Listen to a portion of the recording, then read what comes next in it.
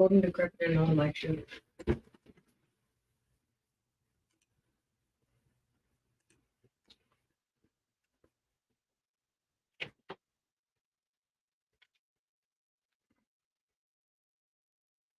This DJ Who Kid, Wake and Bake, the mixtape. Into the galaxy. Hold on, who? Don't touch this one. Pause. Let this play. It's my tune right now, man. It's brand new, Buck Marley, which is Young Buck featuring Kamani Marley. Big tune. Do you mind if I burn one? And if you do, then I will take a sentence. When blood clot, you know where we come from. Let me smoke the problems away. My partner died right beside me, get my mind right down. Roll up the kush, cuz you know the kind that I like. Come on, right now the time right. Fuck that, we riding the night. Yeah. Car cloudy, roll the window down and hit the light. What's up? Then they chopper go with the smoke in my windpipe. Sending pounds to the pin when they sing kite. Hey. I'm like, bitch, get it in, make sure nobody's inside. Roll my problems in the blunt and dumping ashes. For real. She turning her nose up every time she passes. Bloodshot, my eyes red, I got on glass. Hey. Said she wanna hit it, but she might be late for a class. Shit, I could tell him a bad man. And the girlfriend's gonna tell her if she asks him. I know. It's money over bitches, no, I don't harass them. For sure. I just puff, then I pass them. It's fuck. My problems away. Yeah, man. Excuse me, Mr. Officer. I'm down. I don't mean to bother you, and I don't want no problems, sir. Yeah. But right now I wanna smoke my problems away. Do you mind if I burn one? And if you do, then I will take a sentence.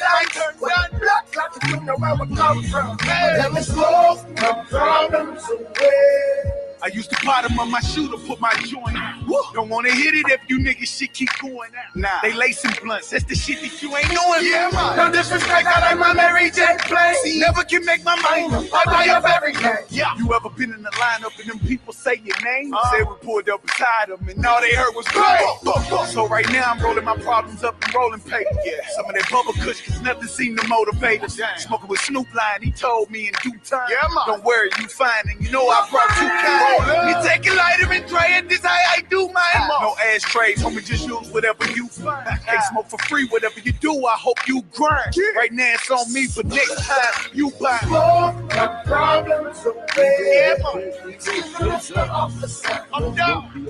I don't mean to bother you, and I don't want no problems, sir. Yeah. But right now I wanna smoke my problems away. Do you mind if I burn one? And if you do, then I will take a sentence. When blood clot, you know where we come from. Let me smoke my problems away. But Marley, come on, Marley, yeah. We gon' get high. We gon' get high. We gon' get high. Problems. That's what we do. We gon' get high. Hold up. Put our problems in the paper. Problems in the money. Smoke my problems. Throw that shit out. Yeah. That's what I'm Problems on. Smoke my problems. Yeah, man. More fire. We need more fire. Some people smoking for smoke. Fuck Marley, man. Yeah. You smoking to get ahead, you heard me?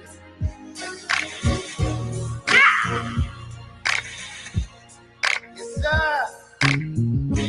We gon' get high.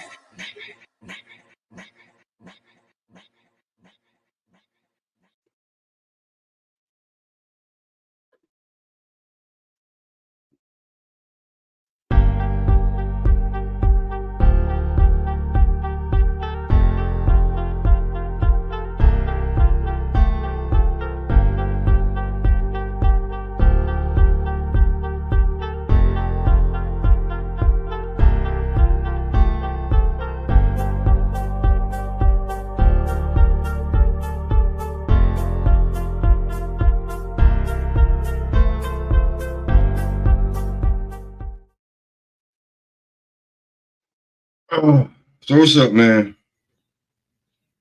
Fight recap, and Canelo won. What else was new? I didn't think Jaime stood a chance. I seen a couple of my colleagues who thought Jaime stood a chance. I didn't think he stood a chance.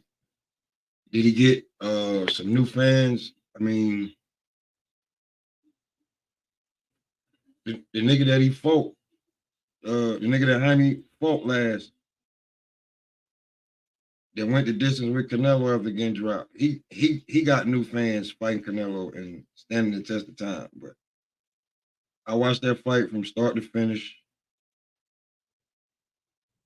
Well, let me not lie.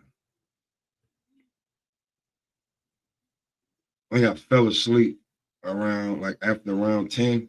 I was trying to stay awake, but there was no need because as you can see, Canelo was in full motherfucking swing of whooping Jaime's ass. Jaime had no shot, no chance. Me personally, I just think that Jaime should have gave that shit up. I mean, not gave it up, but he had a pretty nice payday, but at least I hope he did, an exposure. But I just knew he didn't have a chance fighting Canelo Alvarez, and Edgar Berlanga being there, campaigning for a fight that he don't deserve, but I know that they're gonna give it to him. You know what I'm saying? I mean, other than the knockout,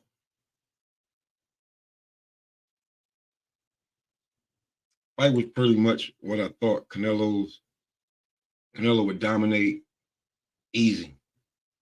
No,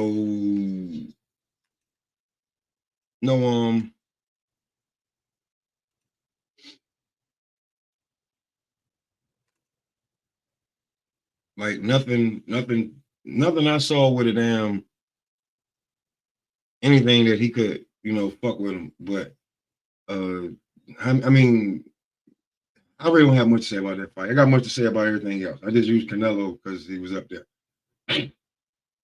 But yeah. Let's see what David Benavidez said while he was there. Right to fight to campaign for those titles. The WBC, I just think it's not fair that they only give me 10 days to make the decision if I'm gonna stay at 175 or 168. I mean, I've been there for 3 years. I haven't got the opportunity for 3 years, but we'll make the decision after the fight. But definitely, if we can make that fight happen, that's a fight we all want to see. What do you think about a guy like Edgar Berlanga showing up and campaigning for a fight that you obviously have merited for a long time? The fans want to see for years. I mean, I don't want to say too much about that. I don't really got an opinion. Berlanga, he feels like he earned it, but the fans know who really earned that fight, and the fans. I'll leave it up to the fans. Ask them what fight they want to see, and they'll tell you. Yeah, what do you think about Ryan's PD usage? I don't want to speak about that. David, I spoke to Dave Morrell, and he said that you're ducking. He said you don't want that fight. I'm not ducking nobody. Now that we're at 75, I see you went up to 175, so potentially we could have that fight. The only fight I'm staying around for at 168 is Canelo. I'm done at 168. If it's not for Canelo, I'm not going down to 168. I've been there for 10 years. I was there already at the pinnacle to try to fight for all the belts, and they didn't give me the opportunity. So now we're moving up with 175, but definitely that's a very lucrative fight. Me and David Navarro, he's the best in PBC, so let's make it happen. What did you think of Plant and Berlanga going at it yesterday? I don't know. I would love to see the fight, but I don't really think. I don't know. I think Caleb Plant wins it. David, what's your opinion on Canelo saying if the money's right, he'd fight you and Jaime in the same night? Do you think he's genuinely down for making? I mean, you think he's gonna fight two people on the same night? Really? No, really? He's saying if the money. But I mean, if the money for him that's right is 200 million, nobody's gonna get 200 million for that. You know what I mean? So if somebody could come up to if somebody can come up to 200 million, he'll fight him. But let's finish seeing what he was talking about. Come up to 200 million, we make a GoFund account. Maybe we'll get it. But as of right now, nobody's getting 200 million for that fight. What do you think about just all the madness this week? Oscar and Canelo going back and forth. Any thoughts on that at all? I think Oscar had a lot to get off of his chest, and he finally had the platform to do it. This is the first press conference he's had with, not first, but you know, as a fighter fighting Canelo. So I feel he's entitled to say whatever he wants to say. Everybody says what they want about him, so why can't he speak his mind? How about this? Prime Canelo, prime Oscar. Who do you think wins that fight? Oscar all day. Prime Oscar beats everybody. There you go, man.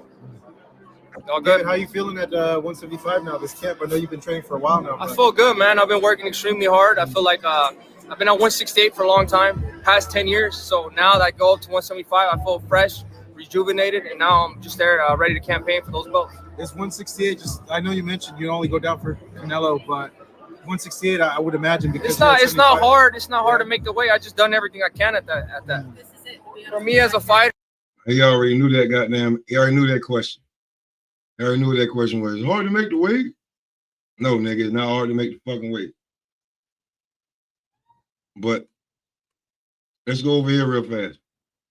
See what when they asked Canelo after the fight, right? What's up, Harley? All right, welcome back, everyone. If you could please take your seats. ¿Cómo te sientes, Canelo? ¿Cómo te sientes? ¿Cómo te sientes con la gente que te apoyó esta noche? Muy bien, contento, la verdad que una pelea para los mexicanos. Espero que la hayan disfrutado al 100% orgullosos. Hayamos hecho historia. Saul, where does one gear rate amongst your opponents that you faced before? He's good, he's strong, but I think he's going to learn a lot from tonight. Do you want Benavidez next? I'm going to rest and, you know what, I'm going to respond. As well as his manager, trainer, Eddie Reynoso, as he is now ready for the media. So he said it in Spanish. I don't know what the fuck that was. Like, nigga, you know you can speak English. Get the fuck out of here. But let's check out the though. Let's check out the biggest thing from last night. And that fight basically is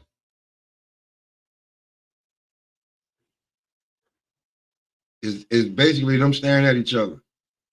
Like, you know what I'm saying? That's basically the biggest thing of the night. Like, other than Canelo knocking Jaime down. Other than that, you know, what is it? This fight was. I'm trying to be up. I'm trying to give you 20 minutes of what I thought of this fight. So let's see if we can blow that up, get that a little bit bigger, so you can get a good glimpse of it. Let's see.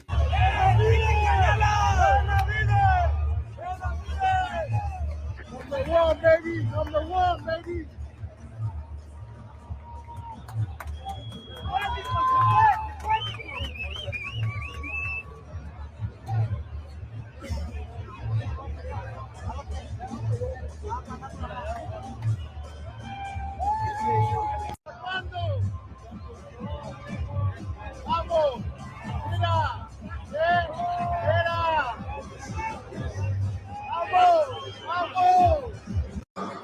Now, after this victory, are we going to see you fight sometime soon? We'll see. We'll see. I'm gonna rest and talk with my team.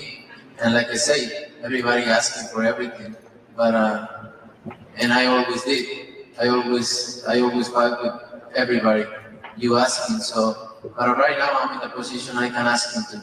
So I'm in the position I can ask him to, and I can do whatever I want, and we'll see what happens. If David was a little bit more respectful instead of like talking trash, would that help a little bit in making a fight instead of like saying like buy something? 200 million. 200 million still? It's still 200 million? No más. No más. We will see each other face to face until they meet in the center of the ring tomorrow night for the main event of the evening.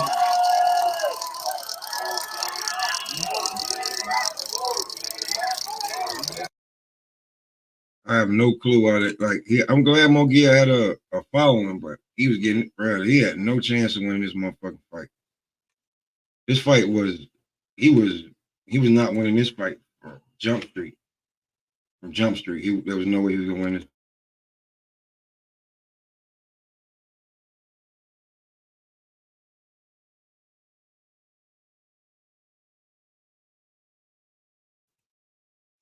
Yeah, my bad. Yeah,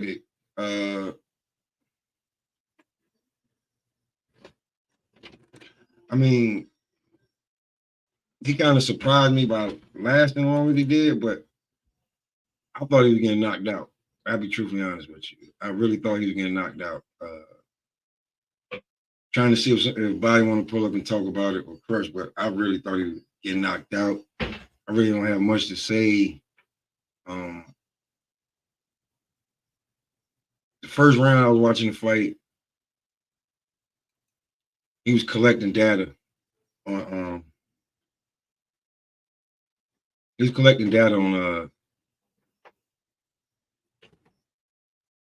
Jaime, the first round. Jaime came out and pretty much, showed his rhythm and everything. Once he seen that, it was over.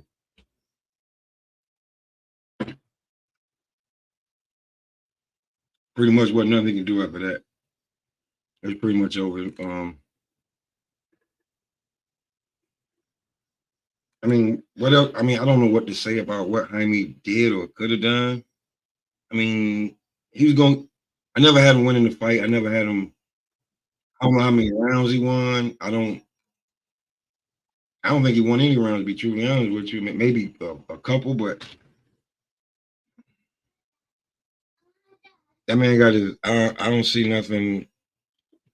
I don't see nothing special about this fight. This was a waste of time.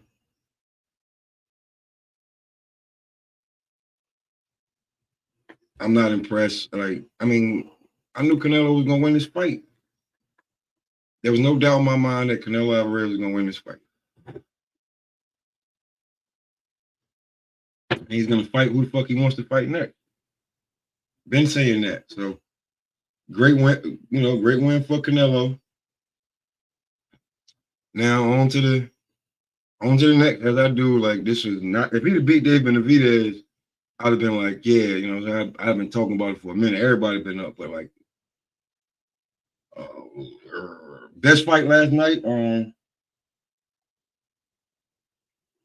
Most competitive fight was Stanionis.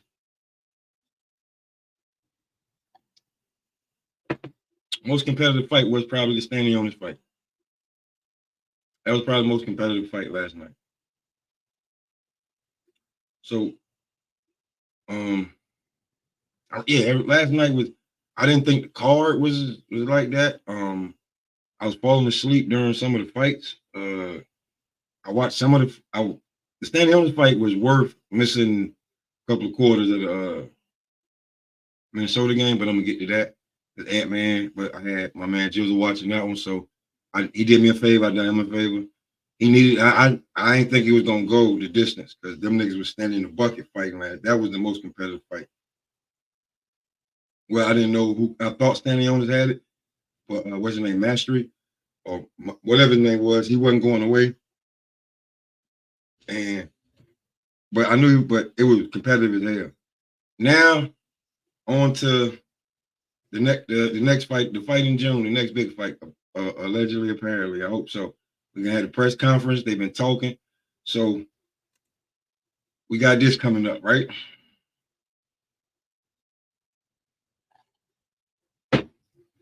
They had the presser yesterday. So we're not gonna get no. It ain't gonna be pretty. It's gonna be a lot of shit talking. I'm with it. I don't know if everybody else is with the bullshit, but I definitely know I am. So I was ready. I was ready for this fight. Want to know how they were gonna proceed. So let's see. Let's see some of the back. This time with a record of. A car drives itself.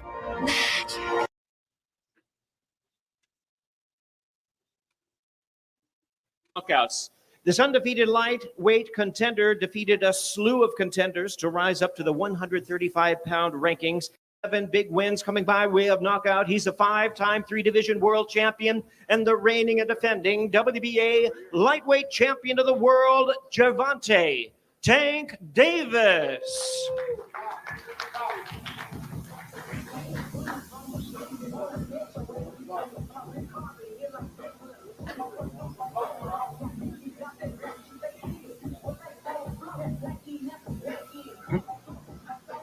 Tank telling me gonna stop him.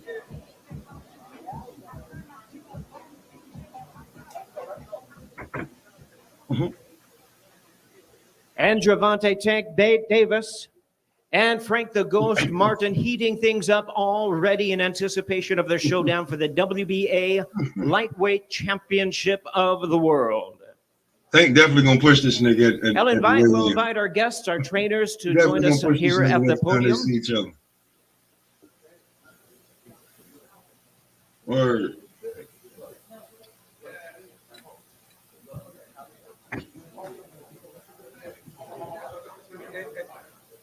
I don't have no. I don't think Frank is a weak ass nigga, but I do. But he might be over his head. Tank already ready. Tank already started shit. Word.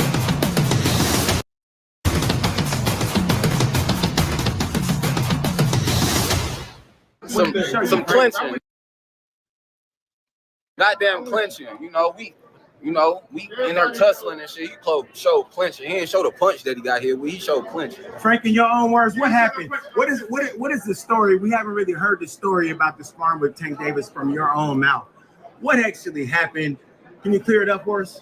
Man, just tell him to drop the sparring from round 1 to when it was through, and then that's it. I don't even want to talk about it no more. At the end of the day, the shit sparring. We fighting June 15th. I'm on his ass June 15th. When you were looking at him, I saw you say something like he ready, but he seen he seen some shit in my eyes too. I don't fuck with what he say. Were you feeling underestimated by Tank? For sure. I wouldn't say that. He better be working. If he ain't gonna fuck up. Frank, when was that sparring?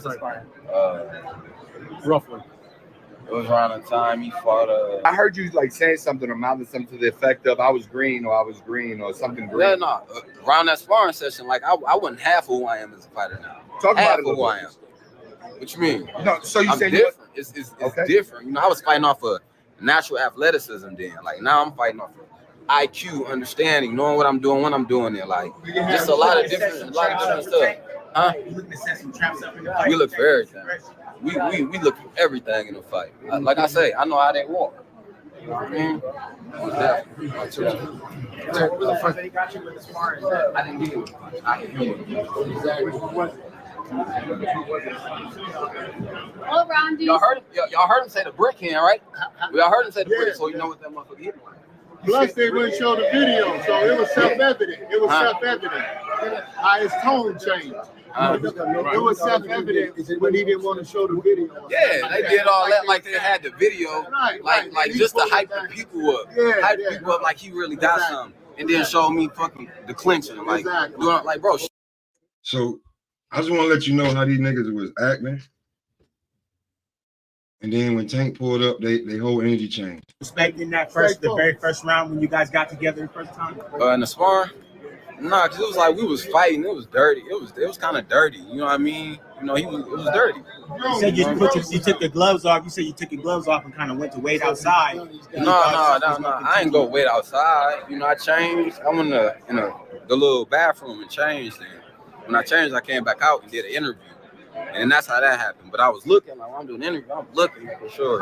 But you thought he might have tried to sneak you from behind or something. It was that contentious. Yeah, but it was cool. It was cool. After the fact, it was all good. What did you prove to yourself in that time? What did you leave the sparring session saying, man, I'm a different type of dude? Nah, it's just more like even at that time, it's like, all right, you good. You could be you in there with the top dogs. You can handle yourself. It was more like that.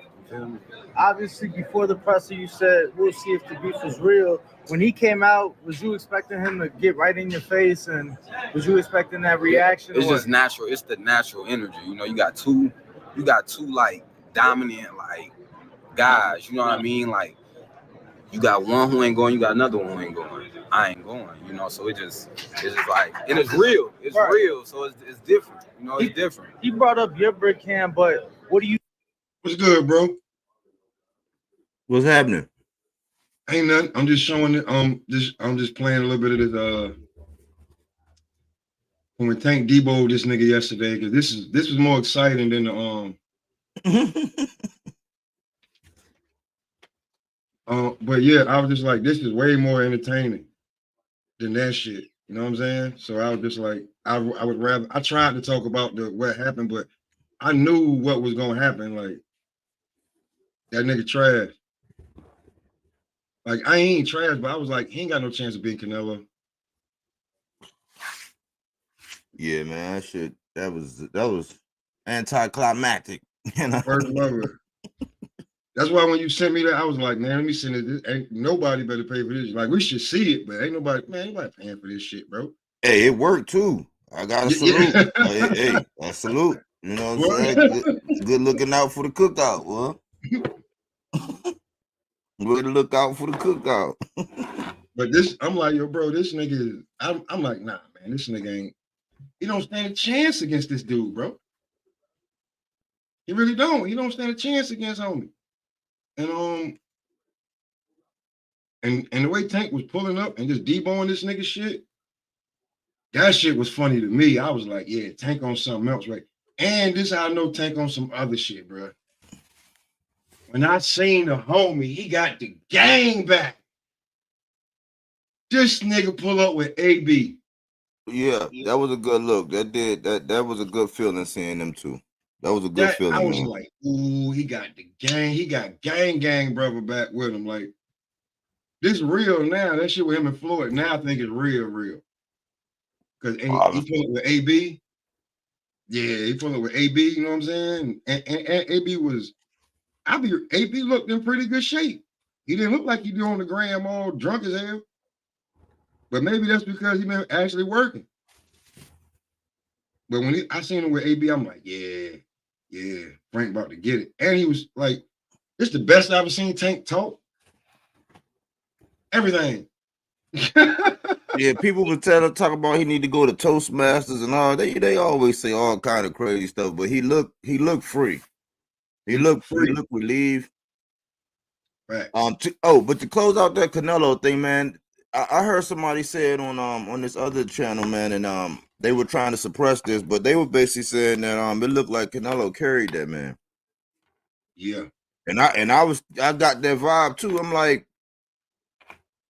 finish your food, you know what I'm saying? Finish, you know what I'm saying? It's right there. Bust it out the rapper. We just beat that dude up. But Canelo is on a level where sometimes I think he's such a master chess player. He wasn't gonna show what you call too much. I heard that too, but man, somebody with some good power, man. Somebody like Benavidez is a real problem for that dude, man. Yeah, people could try to, you know, it's Benavidez is a serious threat for Canelo, man. And you can say what he want about, you know, I already know he's thinking about golf and life after boxing. Oh yeah, you know, so I don't really blame him. I'm not going to really bring no extra heat towards him right now because I already know the play. I know that that's what he's not worried about right now in boxing. He's like, well, I'm gonna let one of these young boys make a name off of me, get something that I don't really want to happen. I'm gonna continue to what should I say, violate the game and get my paper. You know what I'm saying? And I'll see you later. Until they can make me do something else, I'm gonna do this. Ain't nothing y'all can say or do about it. This is what I'm gonna do. Ain't nothing y'all can say. Real talk. I'm gonna do this. And Berlanga, he was acting extra superstar-ish. Like the first time I heard him say it, 'cause I'm a superstar, I'm like, what Kendrick say? Bitch, where? like, nigga. Like he was saying he was a superstar, and he knows something. Like them guys know something, and he's willing to wait all the way to September for it. So it's almost like that's best laid plans. Bro, I told when I was trying to tell Lord of the Rings, bro, they gonna get that nigga that fight, bro. He had a pretty decent outing. They gonna give him that fight. Cause look what they did to Dave Benavidez. They giving the nigga 10 days after his fight to tell them if he can go back down to 168, the WBC. You don't even know how your body feel all the way ready. You're gonna have to, right after that fight, you know what I'm saying? You get something to eat, go to sleep. Then you got a petition. You got to tell them, yeah, I can come back down to 168 only for Canelo. You know what I'm saying? That puts you into like a disadvantage. So ain't really much, you know, that lets me know that Edgar Berlanga is next up. Maybe even Charlo. And Charlo don't sound right, man. Charlo need to go ahead and hang him up, man. That's my guy. But I heard and seen some videos. What's going on, Crush? What's up, Body Work? What's up, Pop? What's good? What's good? I got somebody else that's supposed to be pulling up for Murderers Row. Yeah, baby. You're gonna love this one. What we building on, bro? What's going on? We're gonna recap, man. You know, I mean, I can only do 15 minutes of that Canelo fight. I mean, the Staniosis fight was way more competitive, and we have a new welterweight champion, Mantis Stanionis. Yeah. We got something to talk about. I can't build much on the Canelo fight because I was in and out. I was dozing off periodically, 30 seconds here, a minute here. It was a boring fight. Let's just start off like that. Let's go. I got y'all. It was a boring fight.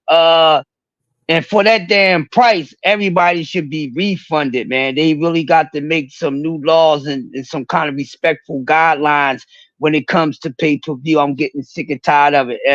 I don't give a damn how much of a name you are. It's just like the clothing line. You know, you just keep buying shit just because the name and a lot of shit they've been putting out lately has been garbage. You see what I'm saying? So that's what's going on right now with Canelo, man. The time is up for the dude.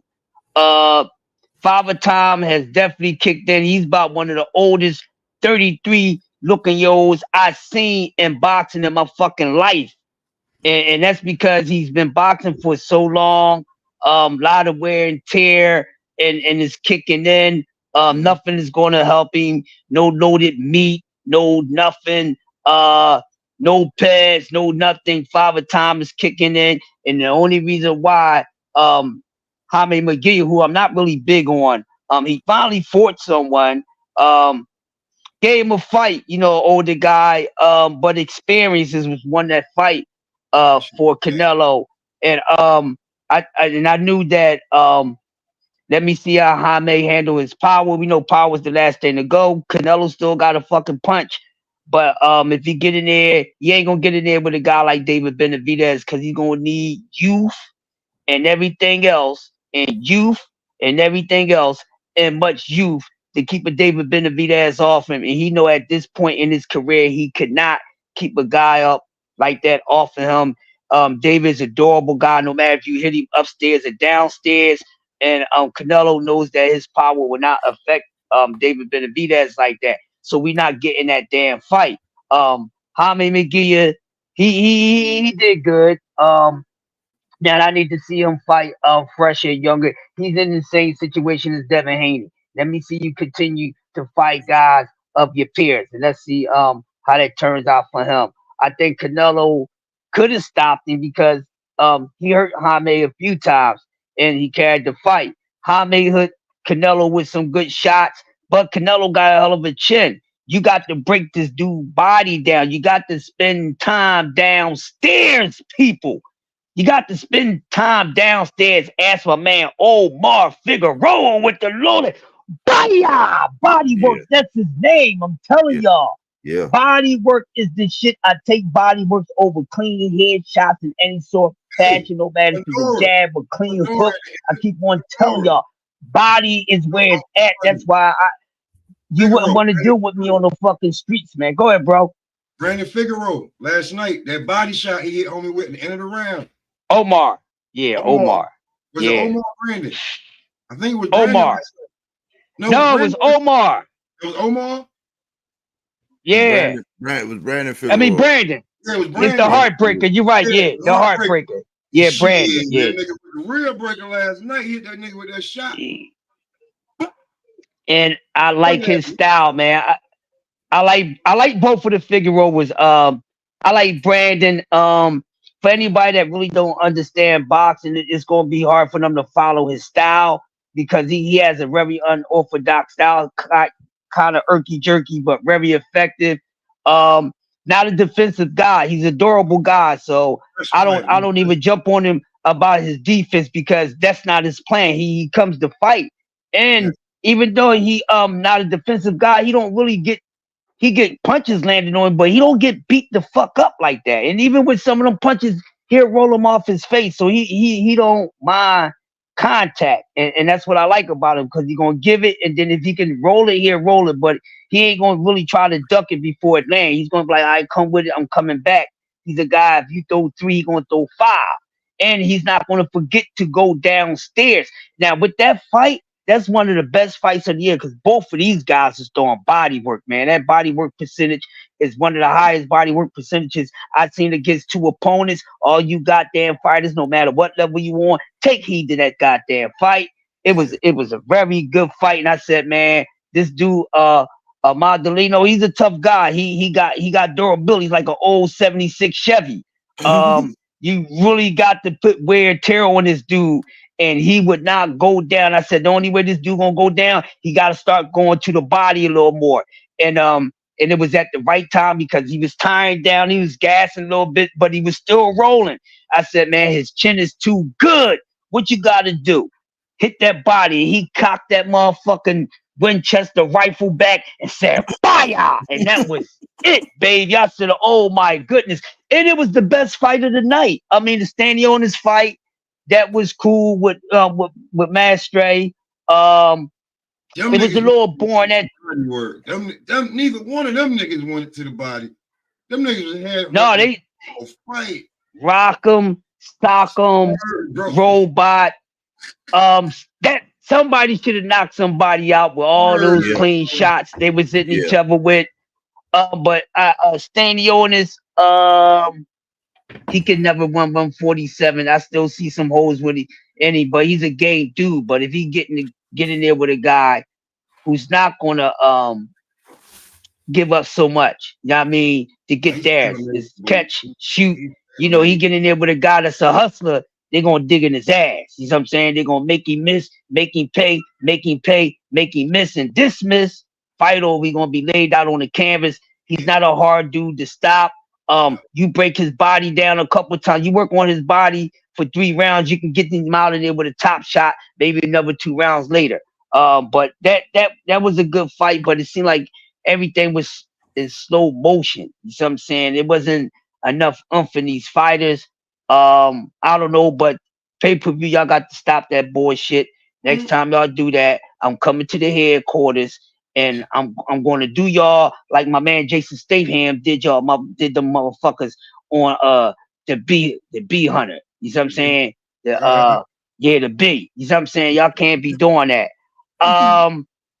Of course, everybody want to see Benavidez and Canelo.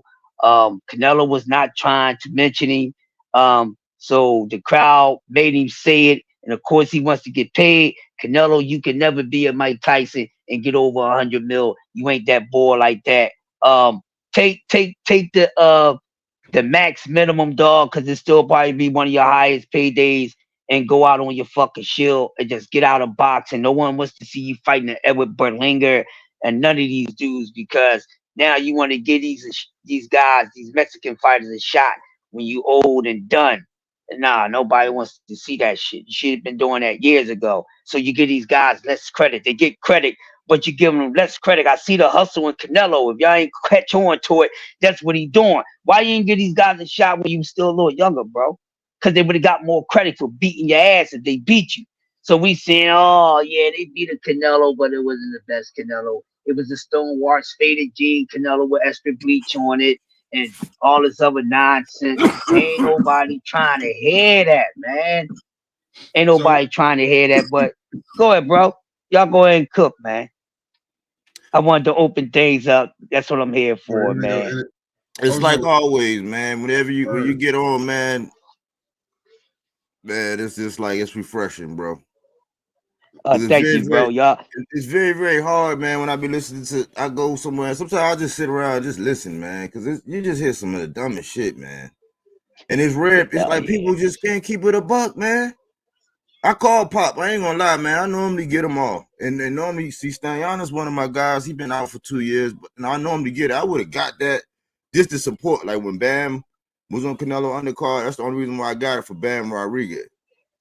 I looked at that undercard and then the sign, and then Berlanga said something, man, and in the post when they was catching up to him, man, and that was the same vein that I thought the fight was in, where it wasn't none of us on there. It was not one of us on that card, right? I don't even know, was it one American? Well, you could say Mario Barrios, he from San Antonio, but it was not one of us on that card. And then Berlanga was like, he was saying something to Plant. He was like, man, you gonna come down here in this Cinco de Mayo? What are you around for? You're like, what are you even here for? It's Latin. It's Latin. It's like, it's almost like that was the statement they made, and I'm like, oh, really? That's how y'all feel?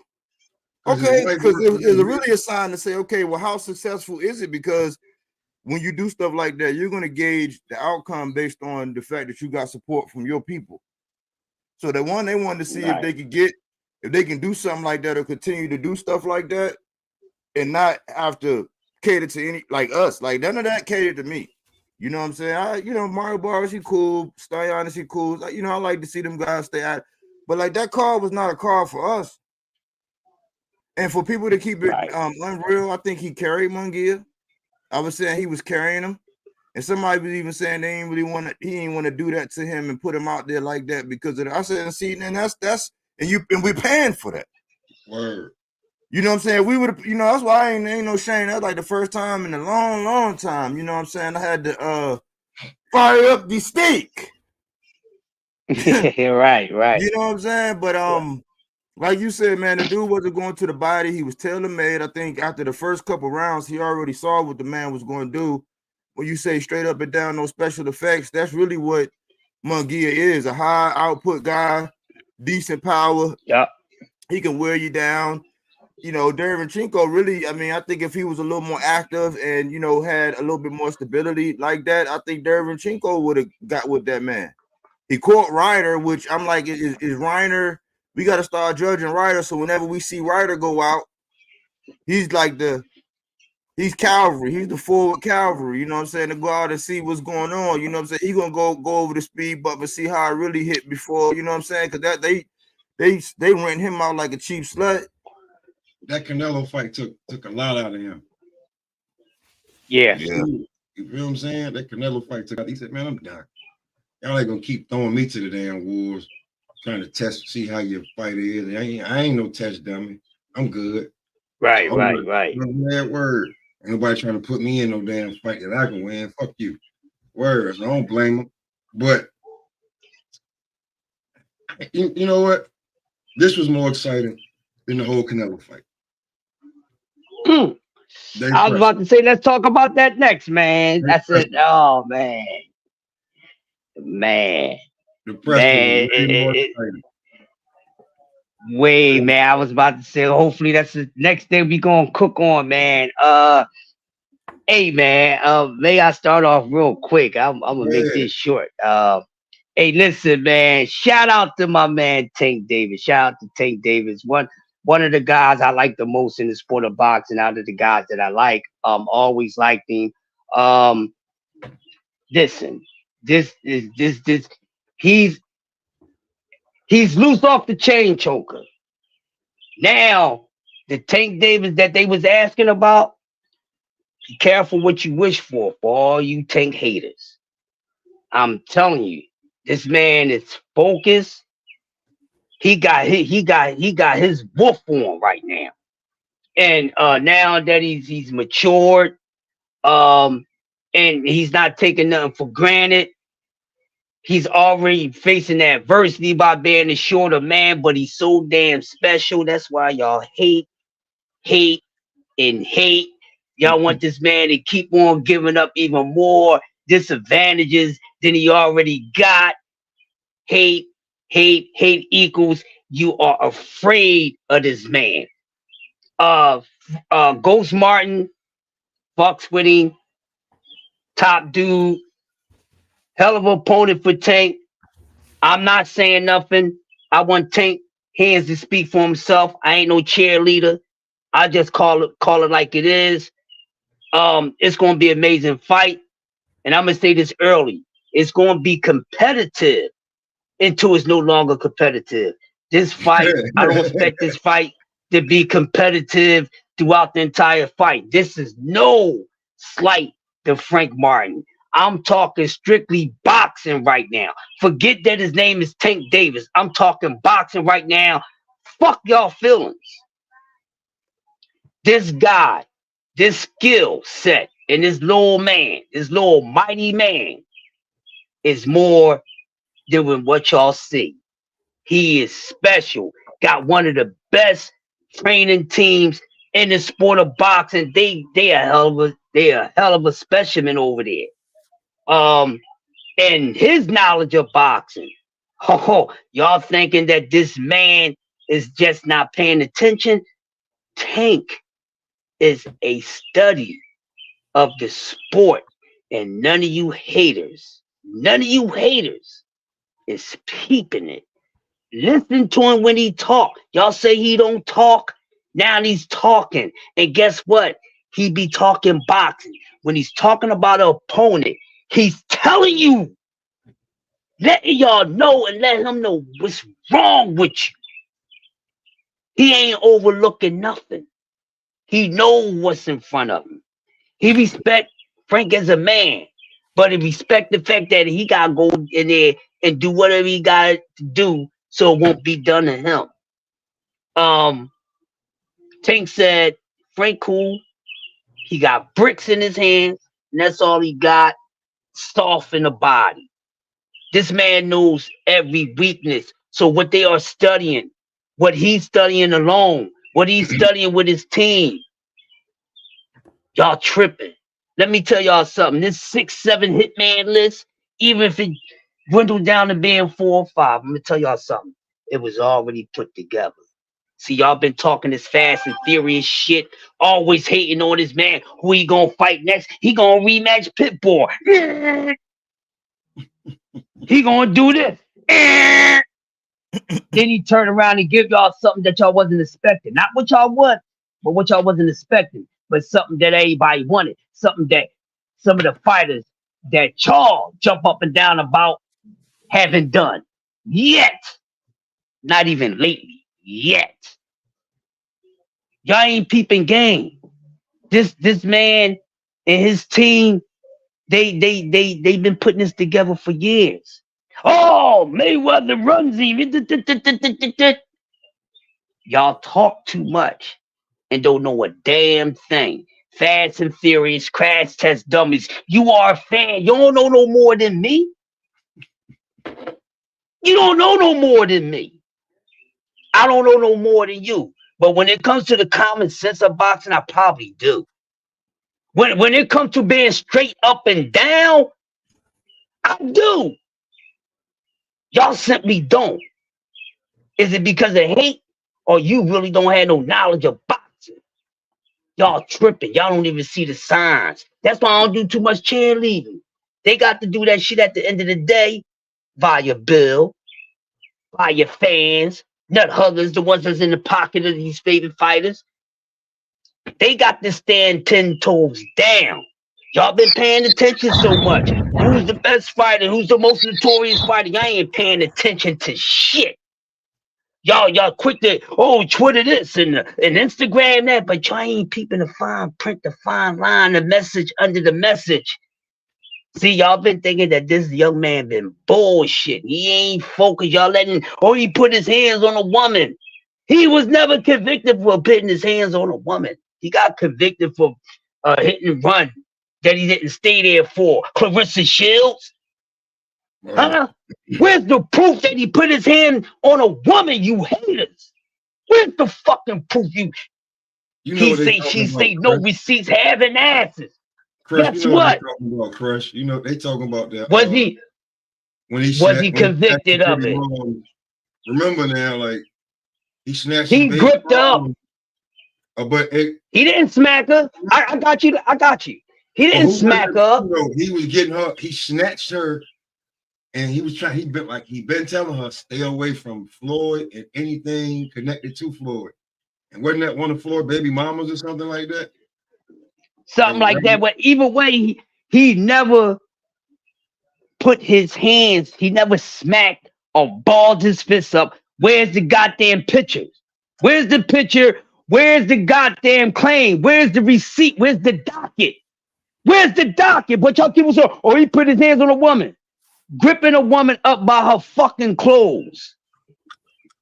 Y'all making some shit out of that. They talk, yeah. Everybody need to be gripped the fuck up. He hasn't been convicted of shit. Right. He hasn't been convicted of nothing. All in the clear, but here y'all wanna, oh yeah, he put his hands on a woman. But you got a fucking woman talking about a man putting his hands on a woman, but she trying to get in the ring and fight a fucking man. How do that sound? Hating ass because this man said you ain't attractive. Now you want to be hating on this man. Oh, he too busy doing this and too busy doing that. That man too busy ready to kick some ass. And he got them all lined up. Now, I don't know which number is your favorite fighter, but he said that Shakur is on that damn list. Now, he don't have to call Shakur right at the fucking freak. Who the fuck is you? He's on the list. Wait for the number to be called.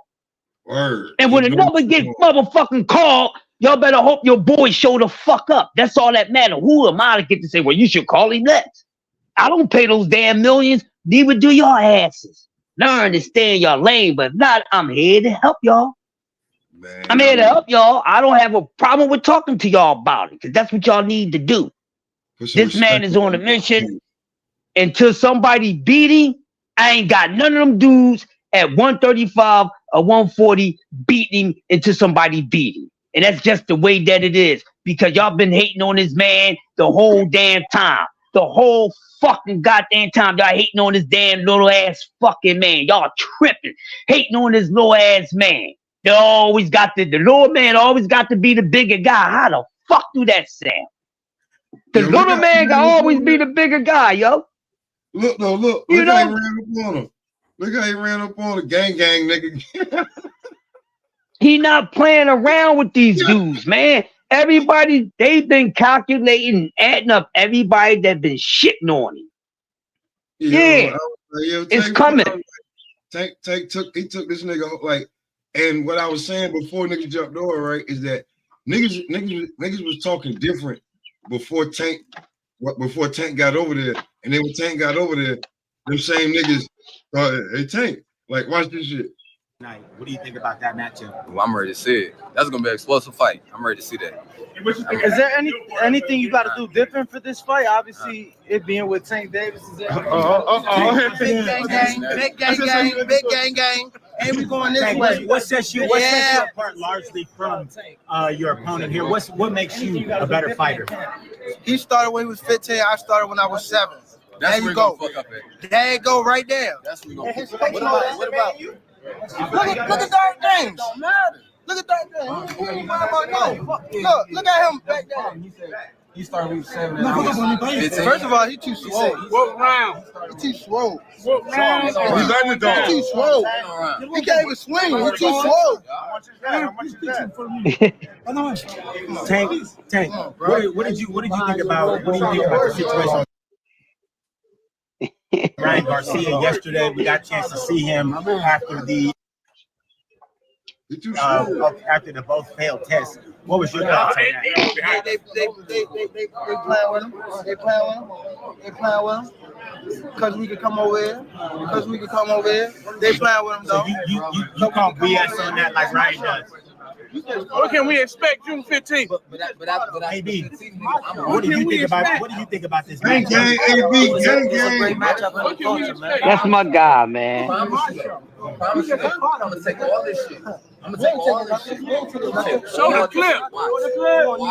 Who got the clip? Hey, I'm taking all this shit. I'm taking all this shit. So all this shit you talking about, bro, you gonna be real fucking sad, nigga. I'm telling you, gonna be real sad. You gonna be real sad. You gonna need all that. I don't need none of that. You see this fight going the distance? Look at his face, bro. I don't need none of that. It's boxing, man. I don't need none of that. I like this shit. Hey, you got your own fight coming up, bro.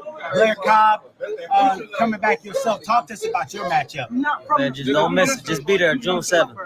Miami. I mean, you ain't OG. Nigga, Talk. a good nigga. Your brother, everybody talking to your brother probably is, but not you, nigga. You not that. You not that. You not that. And I know for sure you not that. You not that. You not that. I talk in here. This is my shit. I talk in here. I'm talking here. This is my shit. This is my shit. This my shit, nigga. This is my shit, nigga. You just got here, nigga. I've been here, nigga. This is my shit, nigga. You just got here. I've been here. It's my shit, nigga. Word. I like Tank like this, nigga. You just got here, nigga. I've been here, nigga.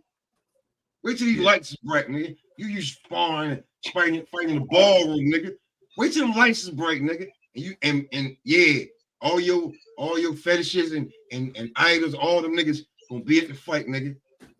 Don't get put on your body work. How you say? Don't get put on his what? Put on. I can't hear you. Don't get put on. Don't get put on your ass Oh, your bag. back pockets.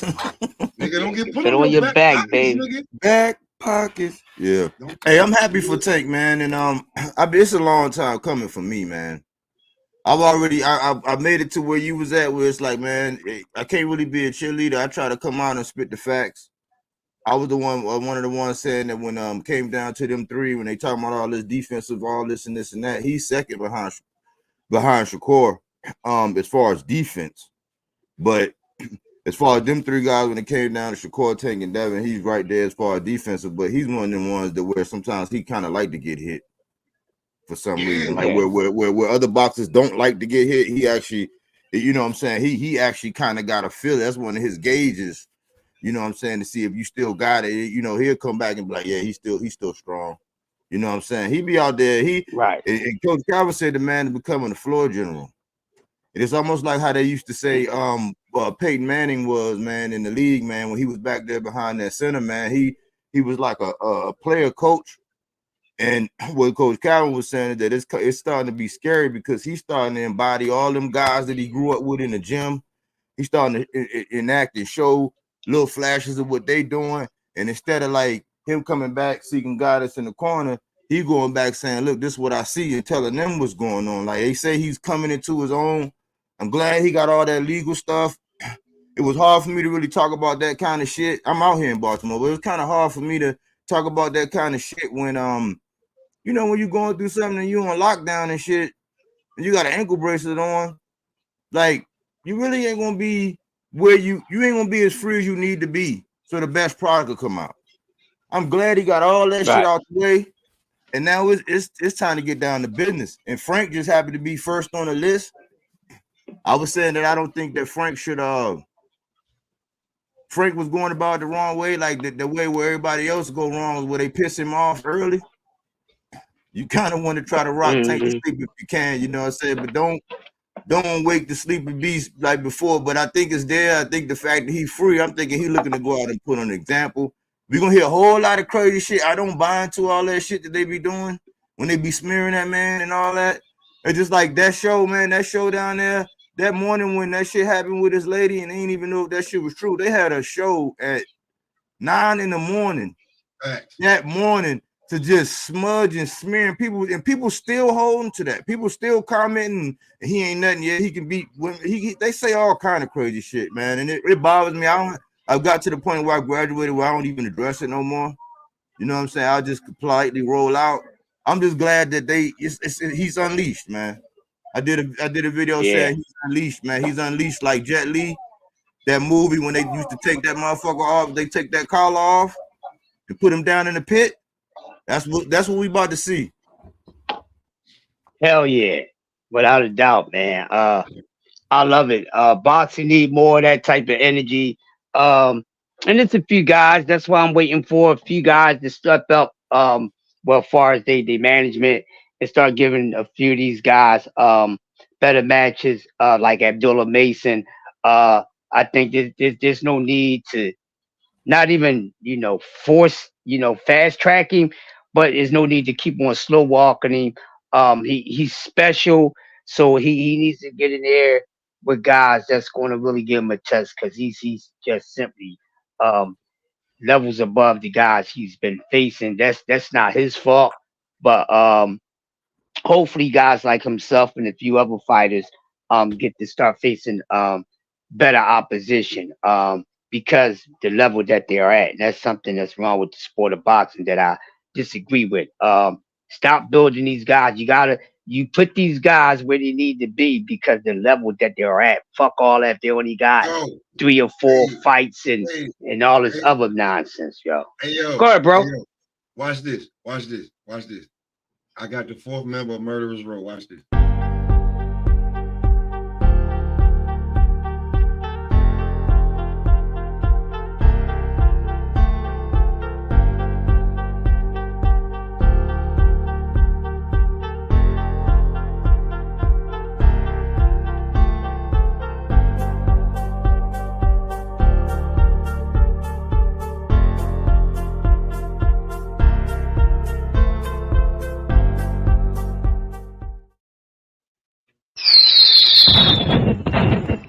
Whoa.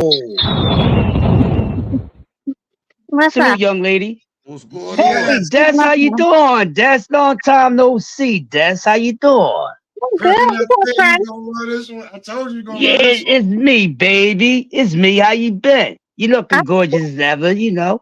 Oh, thank you. I've been good. Just working, the 9 to Eh, 5. You know how that life go. Boring as fuck. yeah. Yeah, born as fuck. And Yeah. never enough money. But let's get to it. Since you win, we need you to take the floor right now. We've been cooking for a few minutes, so it's always good to hear your perspective. And especially I haven't heard this my YouTube wife. Don't get it fucked up. But how you feel about the fight this weekend? What you think? You I can didn't. start from whatever fight you want. Oh, Huh? I didn't watch. I refuse to watch Cinnamon and the whole Mexican lineup. Yeah, no. I've been boycotting PBC anyways since they've been wanting to boycott Bud. So I'm boycott them, and then they seem to be very pro Mexican. So since they're very pro Mexican, I can't support. I just can't support them. All right, cool. Now that's something that I expected from my girl. That's the way she's been feeling. Okay, so besides that, I know you don't like Tank Davis, so I gotta get your perspective on this. I love hearing you talk on fighters that you simply don't like or you just think that's not so good. So give. I want you to entertain us with this. So how you feel about Frank Martin as his next opponent? I think this fight is actually going to be quite interesting. I think Frank might give Lil Tink Tink a much bigger problem than maybe Lil Tink Tink is expecting. Um, Frank Martin might be his karma for all the shit he's been saying and doing when it comes down to death. So this might be his little karma. You know what I'm saying? Like you thinking everything is funny and shit. He think everything is a joke. I do believe there's no way in the world you could be somebody's coach and not know that your fighter is juicing. I refuse to believe that Derek James is that naive and that blind that he didn't know Ryan was on that good juice. So you know what they say when you the domino effect. So ain't no telling what else is going on in that fucked up camp over there. So and then when they asked Frank Martin about Ryan yesterday, he's gonna say, "Oh, I have no comment on that." Well, what the fuck do you mean you have no comment on that? Like, what are we talking about right now? Like, what do you mean you don't have no comment? And if Derek James really didn't know Ryan was juicing, he should kick his ass the fuck up out his camp, right? Why are you still training him? Why would you still allow him to be your fighter if he's a cheater? Right. Okay. Now, Des. Now, I'm tired of being passive. Now I got to turn up the heat on my girl. I got the political correct out with my girl. So now let's talk about your boy, Devin Haney. I would start off with saying this. Besides all of the 3 pounds and the steroids, I don't care about none of that because to me, none of that trumps your game plan and your skill set.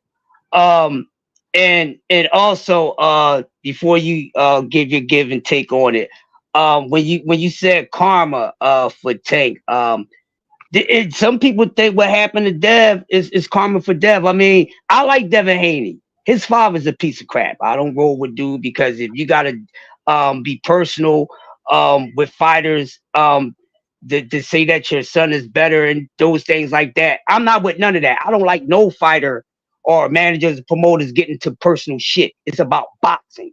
You keep it that. You don't pull up people docket pictures and talk about their mama being on crack and slide down poles. That's not boxing. That's not what we're here for. So any fighter and any promoter that does that, they're a piece of shit, because this is boxing. If you can't keep it boxing, then there's something wrong. Something is wrong, and I think that you kind of have not so much confidence in your fighter, or if you're the fighter yourself, that's always downgrading fighters, and then you wind up getting in the ring with them. But what went wrong with Devin Haney outside the bullshit that Ryan Garcia pulled? Well, let me start by saying this first, Crush, that Bill Haney's not the only one that does it. Everyone in the boxing does that. They all get personal. They all start talking about something crazy that got nothing to do with what's going to happen in that ring. He's just playing the game the way it's been sold. So, I mean, he's not the only one that does that. Let's not act like, every time Floyd would get in the ring, they accuse him of being a wife beater and all, talk about his parents being drug addicts and all the kind of stuff too. So let's not act like this is something that just started with Bill. It's been going on since forever in the sport of boxing. That's just what it is. Even commentators say wild things and stuff. Like, you're supposed to be commentating. What are we talking about? Like right now? Like, why are we talking about, his supposed case of whatever? So he ain't the only one that does that. In regards to Devin Haney, right, and his performance, I would say this: Devin, he lacked defense in that fight. Like, he severely lacks it for whatever. He wants to fight him toe to toe. That was his whole thing. I'm gonna fight you toe to toe. I'm gonna beat you toe to toe. But with that being said, Devin's been caught with lefts before. He's been caught clean with lefts before. He's never been rocked like that. And I told Blue and my mother that fight, because I just went to bed. I didn't even watch the fight initially, right? I just had a really bad feeling about that fight. Everything about that whole lead up just felt off. Everything about that fight just felt like it just all felt all kinds of fucked up, right? He coming in there overweight, drinking beers, acting sporadic, sweating profusely, just acting like he was acting like a very, mentally unstable person or whatever. And I told my mother, I said, what if he's being crazy like a fox? He, playing that game just like, Tyson Fury did with Deontay Wilder, all those so-called reports leaking out of his camp that Tyson Fury is getting knocked out. He can't go through sparring and all the kind of stuff, right? That's a whole mental game, right? Yep. Devin did fight very emotional in that fight. He put all his emotions on his sleeve in that fight. But with that being said, right, even with Ryan with that extra power, because if y'all don't know what those steroids does, it helps you with muscle mass, with endurance, strength, and it also helps with punch resistance. Now, I didn't know that until Rachel Gonair, she explained that about that drug, and it was some other people that also explained that about those drugs, that they do help with like punch resistance, because it seemed like nothing Devin threw at him phased him at all. He just seemed like, he could just, but then he was doing a lot of excessive holding too. Y'all can't tell me Ryan was not. He was doing a lot of excessive holding. I'm like, what the hell is he doing? Like, was he trying to make love to Devin at the same token? Real quick, that's so was he. They both could have got a point taken away. If it was me referring, Dev did a whole bunch of holding too. Now, real quick before you continue to cook, I'm gonna tell you real quick what went wrong with Devin Haney. Devin Haney abandoning and forgetting who the fuck he is. All this physical shit, I don't give a fuck about that. That don't have nothing to do with your skill. Ryan Garcia always can fucking punch. So I'm not going to say that he's been juicing this whole fucking time. He always can punch. It's not like that. We never seen Devin Haney get stunned or rocked before. That has happened. Still, the father being a trainer and going in there and telling the people, I'm sending my son in there to kill him. That's a dumbass fucking trainer. That's not even your fighter style. That's dumb as fuck. So anybody keep on making excuses is stupid. Why would you go in there and want to go toe to toe with a puncher? You ain't a puncher. That was not a puncher, and everybody keep on looking for this punching power to increase. He ain't no puncher like that. He ain't gonna fucking increase. So Ryan didn't need to take that to fucking worry about taking Dev punch. Dev only fucking knocked fucking Regis Prograde down one fucking time and outweighed him by 20-something fucking pounds. And that man got the fuck back up, and his old past prime ass ain't never been in fucking punching trouble. No, Dev is not a puncher. What, let me finish real quick. He's not a puncher. He's a boxing tactician, and because his father is trying to get him to become something that he's not because of somebody else to say, well, I'm gonna show you that my son is a better knockout artist than this person. That's not your fucking son. This is the downfall part of the plan. Why he got his fucking ass whipped, because he forgot that he was a tactician. He didn't double up on his fucking jab. Where was the fucking boxing IQ? You leaning right into the fucking hook. This dude only has a fucking hook. He did not make no fucking adjustments. We seen this man look so levels above all these other guys, and ain't nobody gonna tell me on this fucking fight that Ryan Garcia just happened to be a little more high level fucking skill than what the fuck we thought. That is some bull shit. Now, this is not saying that he's not skilled, because I think all these guys are equally skilled and on the same level until they get in there. This is what I say. Everybody stop talking this shit until these guys get in the ring. Because when it comes fight night, I don't want to hear no goddamn excuses, because all these fans do is just run around and make damn excuses. I don't give a fuck about if he drink beer, snort fucking coke, acting stupid, sporadic, and all that. You can act goofy as one. Come fight night, that shit is not going to distract me. I'm still going to execute my plan, and I'm going to make you look levels above me. He was supposed to box this dude fucking head off, because the only thing he had was to punch his chances is fucking speed. Dev did not. Dev went in that ring not being Devin Haney. That's fucking Devin Haney's fucking fault. That's his fucking fault. He needed to be humble, just like Earl needed to be humble. Earl thought he was real quick. One more. You couldn't respond. You said a whole lot. I couldn't respond to anything, because now I don't lost train of thought of things you said. Like first you said about Bill. I ain't want to leave you no excuses to make. That's no, I wasn't going to make no excuses. First of all, you said about what Bill. Yeah, Bill. I think Bill recognized the mistakes that he made in that fight. I think they knew, that they could beat Ryan, and they thought, Dev, he could beat Ryan at his own game. That was their game plan. And I know that for a fact, because I know Bill Haney or whatever. So they thought they were going to be able to. They were not expecting Ryan Garcia to have, Paulie had said something. Paulie Malignaggi had said something on his channel. He said that he first thought Ryan Garcia was juicing.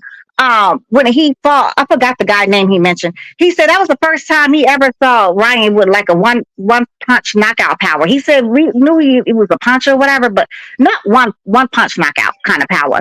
And he said I forgot the guy's name he named, and I was like, yeah, I didn't even think about that, because he said one leg went one way and the other leg with the other, and then the guy was out. And then fighters, they talk amongst each other. They know who's juicing and who's not. I mean, there was a reason why Javante was very, strict about him testing 15 weeks in advance. There was a reason why Javante, because, just like we are, it's allegedly, supposedly, maybe, we don't really know, but we know about Pacquiao, and, so you don't go up, we know about Pacquiao. Yeah, you can fight 8 weight classes and get more power and more fat, and get more speed and stuff like that as you go up. And you started off at 90 pounds or whatever the fuck you started off at. That's just not. And then Ryan Garcia, yeah, he's fast, but timing beats speed. And throughout that fight, though, now let's not act like Devin Haney didn't win no rounds. Don't act like between rounds 2 and 6, Devin Haney did. He lost those rounds. No, he definitely he won those rounds. What really was the fight, and what made Devin Haney look like he really got beat up was those knockdowns, because his punches were heavy as hell, and we saw Devin Haney's face look like something we've never seen before. So it's not that Ryan Garcia went in there and just massacred Devin Haney like Bud did Earl Spence. That wasn't the same playing field. That wasn't the same thing now. That was not the same damn thing. It was totally different with Ryan and Devin. Right? I ain't gonna let you do that shit. He got his ass beat. The fucking face is swelled up like Dizzy Gillespie and Louis Armstrong. He got his ass beat.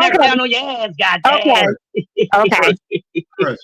I knew I was gonna get my girl, dog. She was the last of the Mohicans. God damn it. I'm just saying though, bro, like the nigga, like until the shit is cleared up and everything, bro.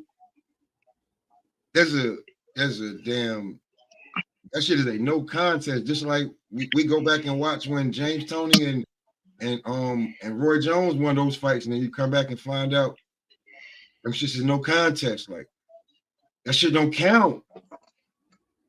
You cheated until proven otherwise. You know what I'm saying? Like, Well, the B test came back positive too. That's already been reported that the B test came back positive too. I mean, Roy Ryan, he knew what the fuck he did. He knew he cheated, and he knew damn why he took those steroids. I mean, let's not, and then he was already planting the seed with all the crazy stuff he was saying about these weird ass conspiracies and stuff and all that weird stuff he was saying. So that's because he know our community, the black community, we love some conspiracies, boy. The more conspiracies, the better, the more we love them. And he's always planting that seed. Let me ask you something. Go ahead, buddy. Let me ask you something real quick. Uh-huh. I get it. You're gonna ride for Dev, right? But it was a blueprint. It was a blueprint laid out for Devin, and Tank kind of laid it out. No, he didn't. He didn't. You said why you think he was testing them 15 weeks out and doing all that. Like, they grabbed the bull by the horns and they eliminated some things off the rip. They got the whole okay, I see what you're saying. I'm following now. Yeah, I see what you're saying. So they established some things as to how, like, when you serious, you dealing with this kind of person. Now, Devin didn't have to do this. You gotta take into consideration that he avoided a unification, he avoided a mandatory, and he took this voluntary to go play in the sandbox with Ryan. So that's body work. He did not avoid any fights. Those people did not want to fight him. Now Sabril Matias's promoter or whatever, his manager, said out his own mouth, yeah, they called us to make a fight. We didn't want to take it. We're not interested in fighting Devin Haney. And we already know about T-Ho.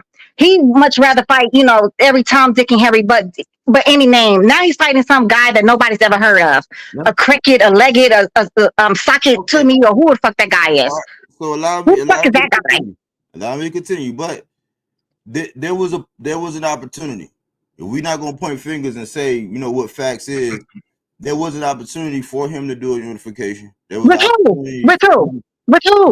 Sabril, he could have unified with Sabril. They did not want to fight though. Like, I could pull up the video. Where his manager said they did not want that fight. They did not want to fight Devin Haney. So there was no chance for him to do this so-called unification. Look, this is what I'm saying. Regardless of what anybody says, this is my point. I'm not getting into the name calling in the social, the sensationalism. I'm talking about facts. Technically, logically, officially, the man could have unified, or he could have defended his mandatory, but he chose to go play in the sandbox with Ryan. Who was his mandatory? Who was his mandatory? Sandor Martin. Sandor Martin. Okay, so let me ask you a question, right? He could have fought Sandor Martin, right? That's cool beans and all that good stuff, right? What was that would have done for his career? But this is what I'm saying. No, allow me to get to my point. I just want you to track because, we heard an angle, and I agree with Crush. But this is my angle in relating to you and what I have when it comes down to the Devin fan, only fans, right? Because I support the young man too. I buy his stuff. I've been tracking. I promote whatever. I just keep it real on him. I'm not talking about no salacious stuff about who said what. I'm saying I do body work. I only deal with the facts, the nuts and bolts. What I'm saying is he could have unified. He could have defended his belt for his mandatory. It was only his second fight at 140. He could have did both of those things. He did not do that. Matter of fact, the guy that was on his undercard, Arnold Barbosa, was ranked higher than Ryan Garcia in the rankings for that belt. He chose to fight Ryan Garcia. Why? Because he said he wanted a payday. When he allowed Ryan to, so first of all, he didn't do the testing like Tank did. No accountability for that. Like Crush said, his father came in there and said he was going to commit homicide. No accountability for that. He went inside the ring with the man after the man went, he was overweight. Now, we have a fight where Gabe Rosado was getting ready to fight what's his name? Gilberto Zerto Ramirez. He came in way overweight. That was a big payday. That was a big fight. This is after Bivol had already exposed Zerto, but it was still a big fight. He said, "No, I'm not doing it." The man is just no. He didn't come on weight. He could have killed two birds in one stone, where he defended his belt and for Arnold Barboza, who they said was the backup as well. That was another option. However, he took the money. Once you take the money, the overweight excuse goes out because you got compensated. Now, Ryan's penalty was that he was not going to be awarded the belt, right? So that was his penalty. And also that he was going to have to pay the money, right? Devin took the money. So the overweight excuse goes out the window. The fact that you chose Ryan, that goes out the window. The fact that the man came in positive, you didn't do what Tank and them, little Tink, how you say, you didn't do what they said do, or follow their program where you made sure this dude, that goes out the window. The game plan was to go in the middle. He wasn't A-side neither, though. He wasn't A-side neither, though. He wasn't. But listen, he took the less opportunity. He chose to play in the sandbox with Ryan. That's why I say that accountability. That's where you see that shit. I get what you're saying. But as we proceed, and I'm gonna bring it home. But as we proceed, when they got inside the ring, he came out and said he wanted to go and meet this man in the middle of the ring. That speaks to IQ. When he came out in that first round and Ryan went upside his head, and it was on like Donkey Kong, we didn't really see any adjustments. Yes, he won those next couple rounds, but he was doing some of the same things and fighting in the same style that put him in harm's way. There was no accountability for Devin actually making any kind of adjustments. And the last thing I'm gonna bring home is Frank Martin for the dude and Michelle Rivera who popped hot. He sat him on his back pockets and got a clean dub. No excuses. So when you come out and you hear Frank, when Frank came out and said no comment about that question about the PEDs, probably why? Because Frank is a little different. He didn't make a big whoop-de-doo about the man popping hot, but he showed that it was levels because he went in there as the underdog. That's all I got to say. Okay, so again, Michelle Rivera didn't pop hot for the same things that Ryan Garcia did. Also, Michelle Rivera didn't go in there with 3.2 pounds overweight. I don't give a damn if he took the money or not. That's still a factor, and everybody says so. Everybody knows it. It's still a factor. I don't care if you want to disregard. That's your personal thing. If you want to disregard it, by all means, disregard it. But again, he still did that. Frank Martin and Michelle Rivera doesn't have the same kind of punching power of Ryan Garcia. And then you're packing on extra muscle on top of that. So his power is extra. It's out of there. It was. Then they said Ryan Garcia on an unofficial scale that night was somewhere close to 180, and he was fighting a light heavyweight that night. He was literally in the ring fighting a light heavyweight. That's on steroids. That's like, fighting two guys at once, pretty much, for somebody that's at 140. That's ridiculous. That's ridiculous. And there's no way maybe he should have said 15 weeks out or whatever. But if he would have said that, he wouldn't have taken that fight. I can guarantee you Ryan wouldn't have taken that fight. Ryan's whole plan was exactly what he did. And that's why he started planting them little weird ass seeds in everybody's head before, because he probably knew he was going to end up popping hot at some point. So let me put out these weird seeds so people can believe this foolishness that the VADA is out to get him, and whoever they is, they're out. Who is they? Because he didn't never say who they is. That's out to get him. So he already did that, and so people's running around saying that weird stuff. And Lil Tink Tink is only saying this stupid crap that he's saying is because now the stain that he thought Devin had. Oh, he don't have it no more. So now Lil Tink Tink is looking at, well, damn, I might have to end up fighting this guy after all or whatever, because it was not an even playing field. And that's the only reason why he's saying the foolish crap he's saying. Because had that been Lil Tink Tink that dealt with that, he would feel some type of way too. And I can guarantee you, all these, especially these Negro pins, that's all against Devin, who's been going in and celebrating and all this other kind of weird shit they've been doing. If that had been Lil Tink Tink and people was doing the same thing, celebrating and clapping and all this other kind of foolishness, everybody would be screaming bloody murder. Oh no, the whole damn world would come to a damn halt. Had that been Devin that did that to Ryan, it would have been the same thing. The whole world would have came to a halt, and everybody would have been screaming bloody murder. But because it's a young black boy, and because people don't like his damn daddy, I don't give a damn about you. Like, I don't like fucking Ryan Garcia's daddy. I don't like Danny Garcia's daddy. But if somebody did it to Danny Garcia, I wouldn't have liked that. So who fucking cares about his damn daddy? His daddy is not in the wrong in the ring. It's Devin. That happened to Devin. Devin has been nothing but civil. He was nothing but a professional during this whole lead up to this fight. And you want to bring up, oh, he could have unified. How can he unify with somebody who don't want to fight him? That makes no sense. That's like me saying, oh, Smoke, I want to fight you. Smoke said, no, I'm not going to fight you. I'm telling Smoke, oh, meet me halfway between New York and Texas, and let's fight. Smoke said, no, I'm not going to do that. And I show up and Smoke don't. He signed to the same label you on with the same promoter. It doesn't matter if he does not want to fight. He does not want to fight him. That's not how that works. But it's You know how hard it is to get somebody in the ring when they want to get in the ring. When you only rock with one person, you're just looking at it from one way, Destiny. How am I only looking from one way when Sabrina Matias didn't want to fight him?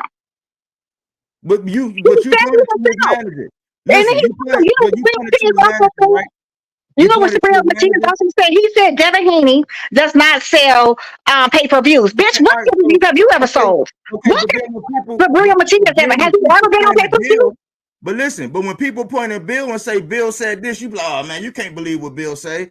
So you can't have it both ways. I never said you can't believe what Bill say. I didn't say that. That's what I'm saying. Listen, you're taking one thing from one manager, from what you want to pick. Because I've been tracking, I've been following, I do videos on them all the time.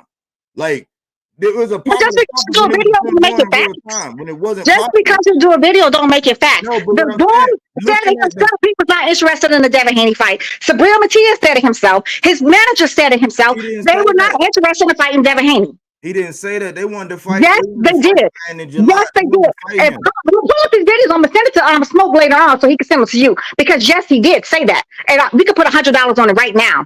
Please put $100 on it right now. I will bet you $100 right now. I'm gonna send them videos to Smoke too. I promise you I am. The manager said that.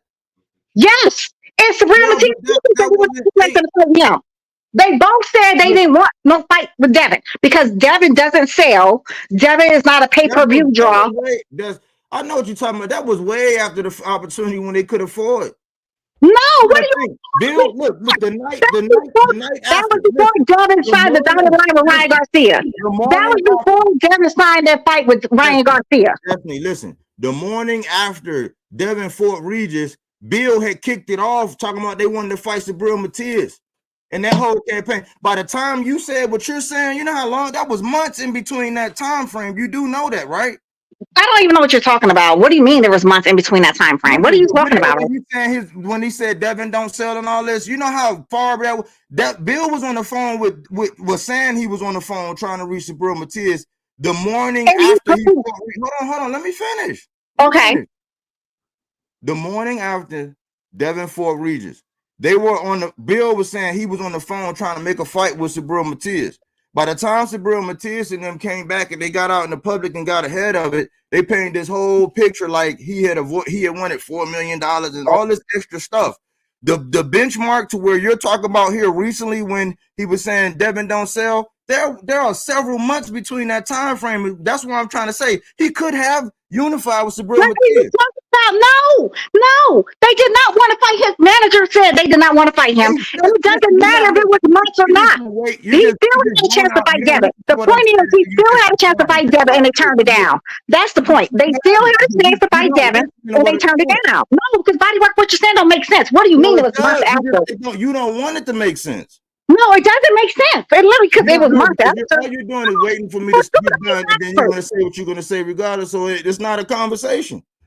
Because what you doesn't make sense. What do you mean it was months after? What does it matter if it was months after or the same day? He still said it. He never wanted to fight Devin. Listen, that was by the time they went and tried to go fight Pitbull. They went to Ryan, went over to Pit with was it Ryan and Rolly? It was a whole circle. They lost Tio without fighting Tio.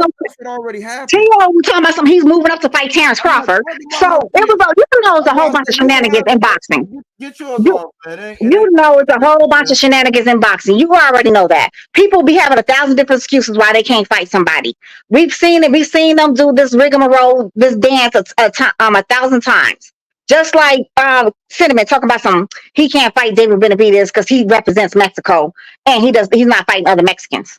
So David Benavidez said, well, I'm not all Mexican, I'm half Ecuadorian. He still said, I represent Mexico. Then he said last night that he's not fighting David Benavidez. That's why his ass got booed. But He's not. He's right. He's not fighting David Benavidez. You know why he's not fighting David Benavidez? Him and Jamal Charlo, that contract has already been signed. I know this for a fact. That contract has already been signed.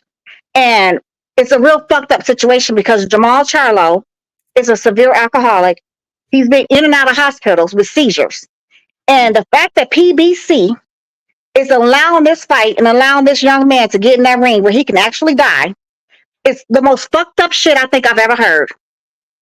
It's one of the most, they're doing it just to appease this fucking disgusting pink salmon ass bitch.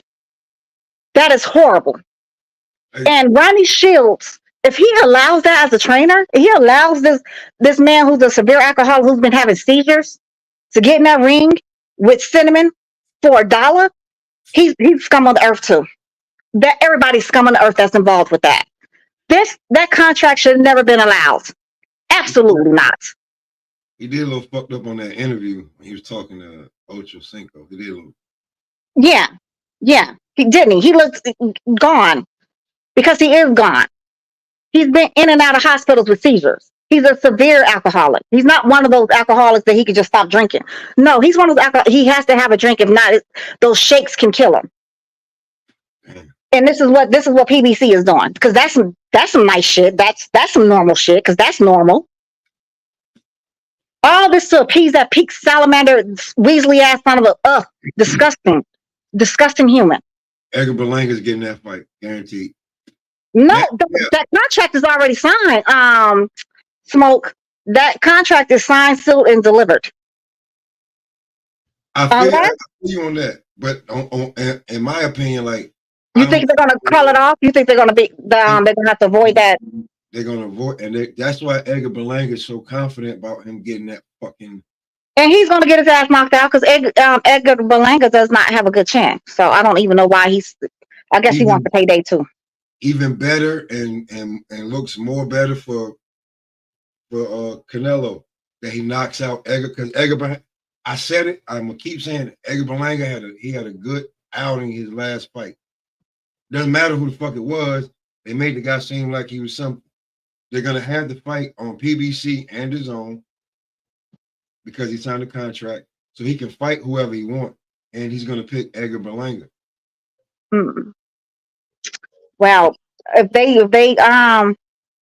that's only if that contract is, that doesn't go through. Because I know Charlo has to be able to pass the physical, right? He has to be able to pass the doctors and all that other stuff. If he didn't get this fight, it's a wrap. If the fight, he should have been fighting next. It should have been Mel, him. Should have been nobody else. And if he's not in shape already, then I don't know. You know what I'm saying? If he was if his name is not called up and shit like that, you can't hide. And that type of shit is gonna be on they're gonna be having cameras with him all day long. Like he gonna look like Dick Eklund. You don't want that. You can't do that to him. So if that's what he's doing, he gotta have a drink. Hell no. Edgar Berlanga's gonna get this fight. I hope so. Rob, I really hope so, because if not, that would be the most fucked up thing. And boxing is already shitty at whatever. And the fact that it's so weird though, to me, Rob. Now, you never really see this, but all the media is very upset with what Ryan did. They seem to be more upset than our own people. This is about racist ass old media, Chris Mannix of the world, Jim Lampley's of the world. They're the ones who's crusading Paula Malignaggi, who doesn't even like Devin. But then we got our own people, these Negropeans, running around here celebrating the fact that Devin lost, and then the fact that he tested. Then when Ryan tests positive, oh no, Ryan, Devin, there goes Devin crying, playing victim again. The fuck do you mean he's playing victim? He didn't even say anything. It's not Devin. I'm gonna be real with you. I was texting with somebody that really was he was telling me. I'm like, what the fuck is going on, bro? I'm like, yo, why they even promoting this shit the way they what are they doing? And he was like, they lining Bill up. I was like, what the fuck is you thinking? Like, it's a rap, man. He was like, just watch. He like, they doing them dirty. Like, they're gonna line, they're gonna expose Devin. They're gonna do the shit. Like, so from what I got from what he was telling me is that this shit is really aimed at Bill, but Devin is the example. Like, Bill has rubbed a lot of a lot of people the wrong way that you shouldn't rub the wrong way in boxing. And they wanted to do it like it's just, I know it was fucked up. Like, and then the fact that A sample dirty, B sample dirty. Niggas don't care. This nigga, I look on Instagram, this nigga giving away a fucking Rolex. I'm like, And then it's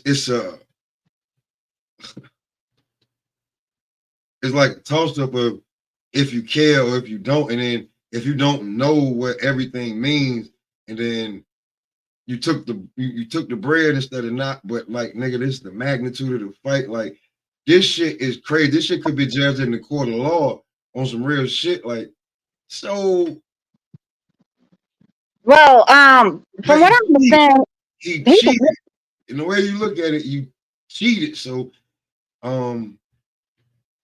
in the purest of the purest, you cheated, my nigga. The 3 pounds, we was letting it go because but you cheated twice over. Go ahead, Jazz. You cheated twice over with whatever you took that was in the thing. Yeah, them niggas ain't gonna they ain't gonna stand with that. If you cheated, yeah, it's a wrap. But then the fact that they let you fight, and I mean, on some real shit, niggas should have known what them test results was. Them test results don't take that long. Yes, they do. It takes 72 hours because they have to ship them to Utah. Utah, and I think Rachel Donaire says there's only 2 places where, in this, WADA actually does the testings. What Rachel Donaire says, it's not WADA is just the messengers, for how she explained it, right? So the World Anti-Doping Agency, that's the Olympic team. The Olympic test. That's where they send it to. So it goes to the Olympic testing peoples, and and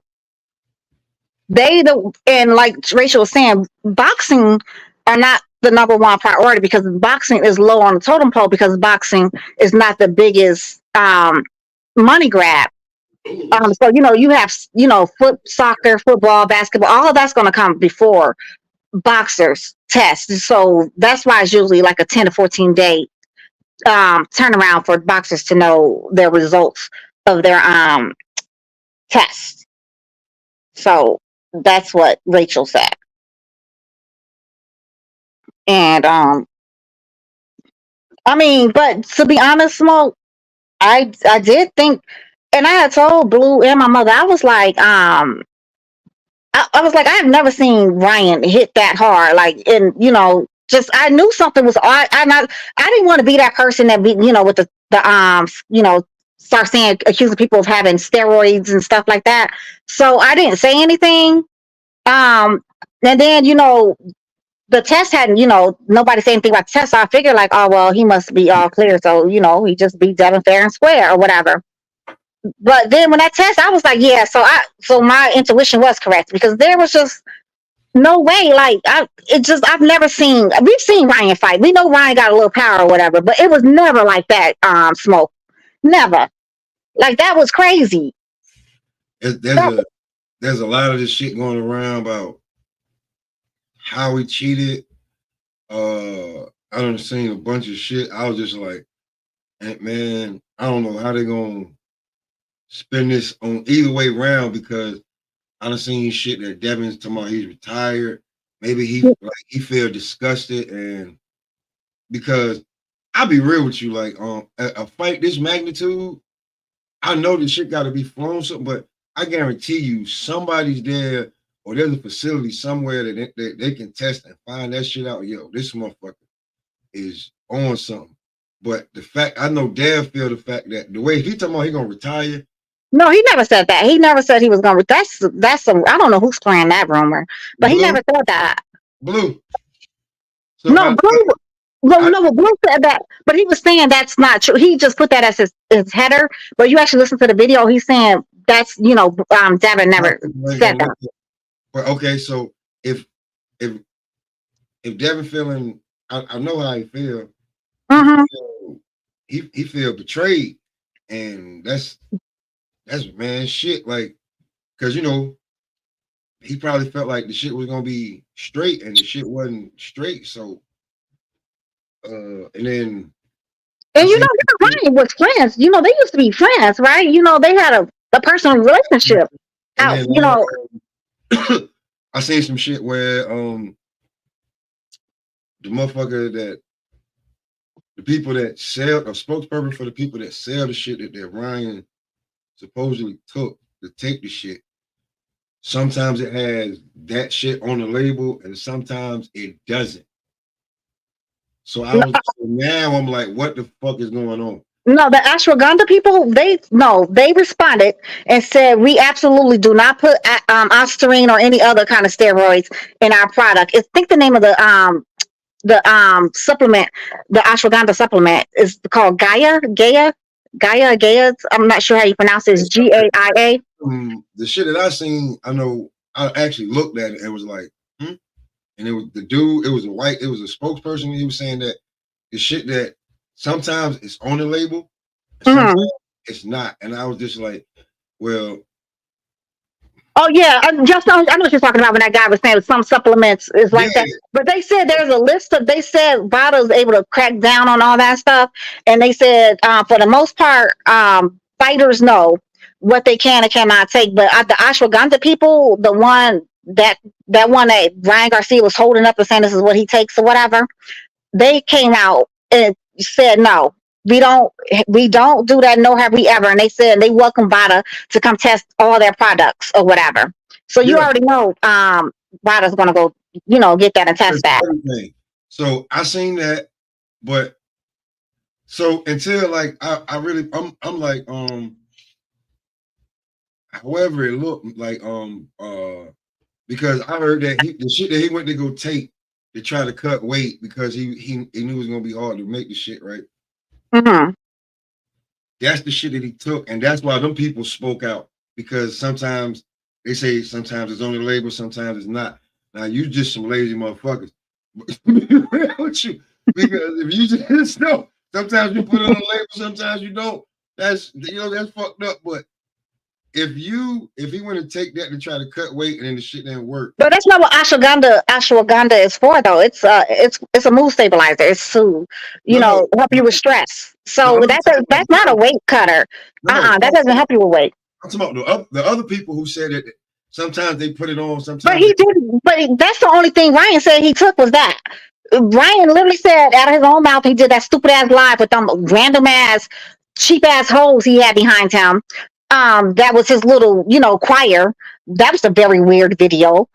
He said, I barely take supplements. This is, they're, claiming it's the ashwagandha. Like, who is they? Who told you that it was the ashwagandha? Like, who told you that? Who is these they that he speaks of? Nobody knows who they is, but he's always talking about they did something, whoever they is. It's not even a long time. But for a little bit, I'm only giving him benefit of the doubt on because I know Ryan doesn't literally go to the goddamn spot and grab his supplements. So somebody went and done that shit. So no, it's not. No, because and then Rachel said that second one he tested positive for.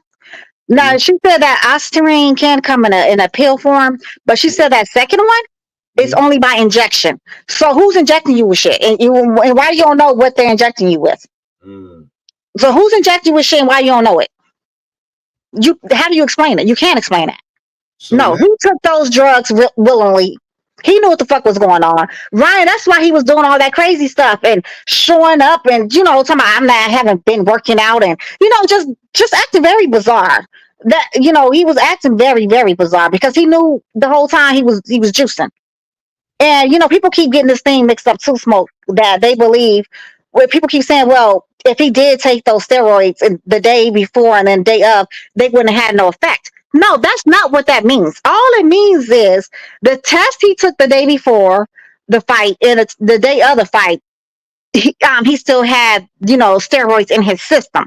He could have took those steroids because his last drug test before the April 19th test was sometime in March. So between the end of March, like March 26th or 27th, it was, then he got his his negative results back on April 3rd for that test, right?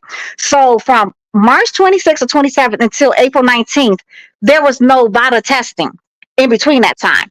So that whole time he could have been juicing, right? And the thing is, I don't think he meant to get caught. I don't think he wanted to get caught. I think he thought he had flushed all that shit out his system. But nah, but you didn't. Water. Ain't no way he drunk enough water to flush that shit out. Because the injection one, they said it takes about 9 days to get out your system. So he probably thought he flushed that shit out of his system, but no, you didn't. They caught your ass. Yeah, to flush that shit out of your, like, yeah. Mm-hmm. You'd have been having to drink while you train 2-3 gallons of water a day, and then run and sweat that shit out, and pee all that shit out. Word. I mean, if you want to drink a beer too, like, you know what I'm saying, a light beer, yeah, that's perfect, because then that keeps you going. But I guess ain't nobody tell you how you supposed to pass a piss test. So this is on him. Like, for me to have made, like, nigga, I thought you won fan square. Well, not even fan square. I thought that you tiptoed the line with the 3 pounds, but you paid the money.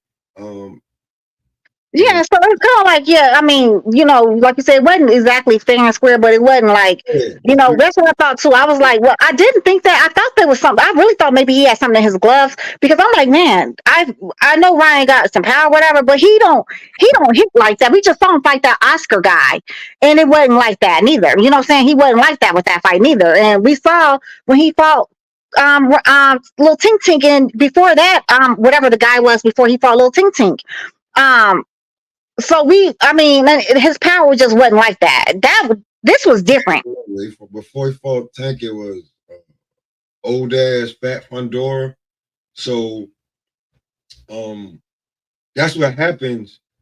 See, because when everybody was crying about Tank made him do the VADA and that rehydration clause.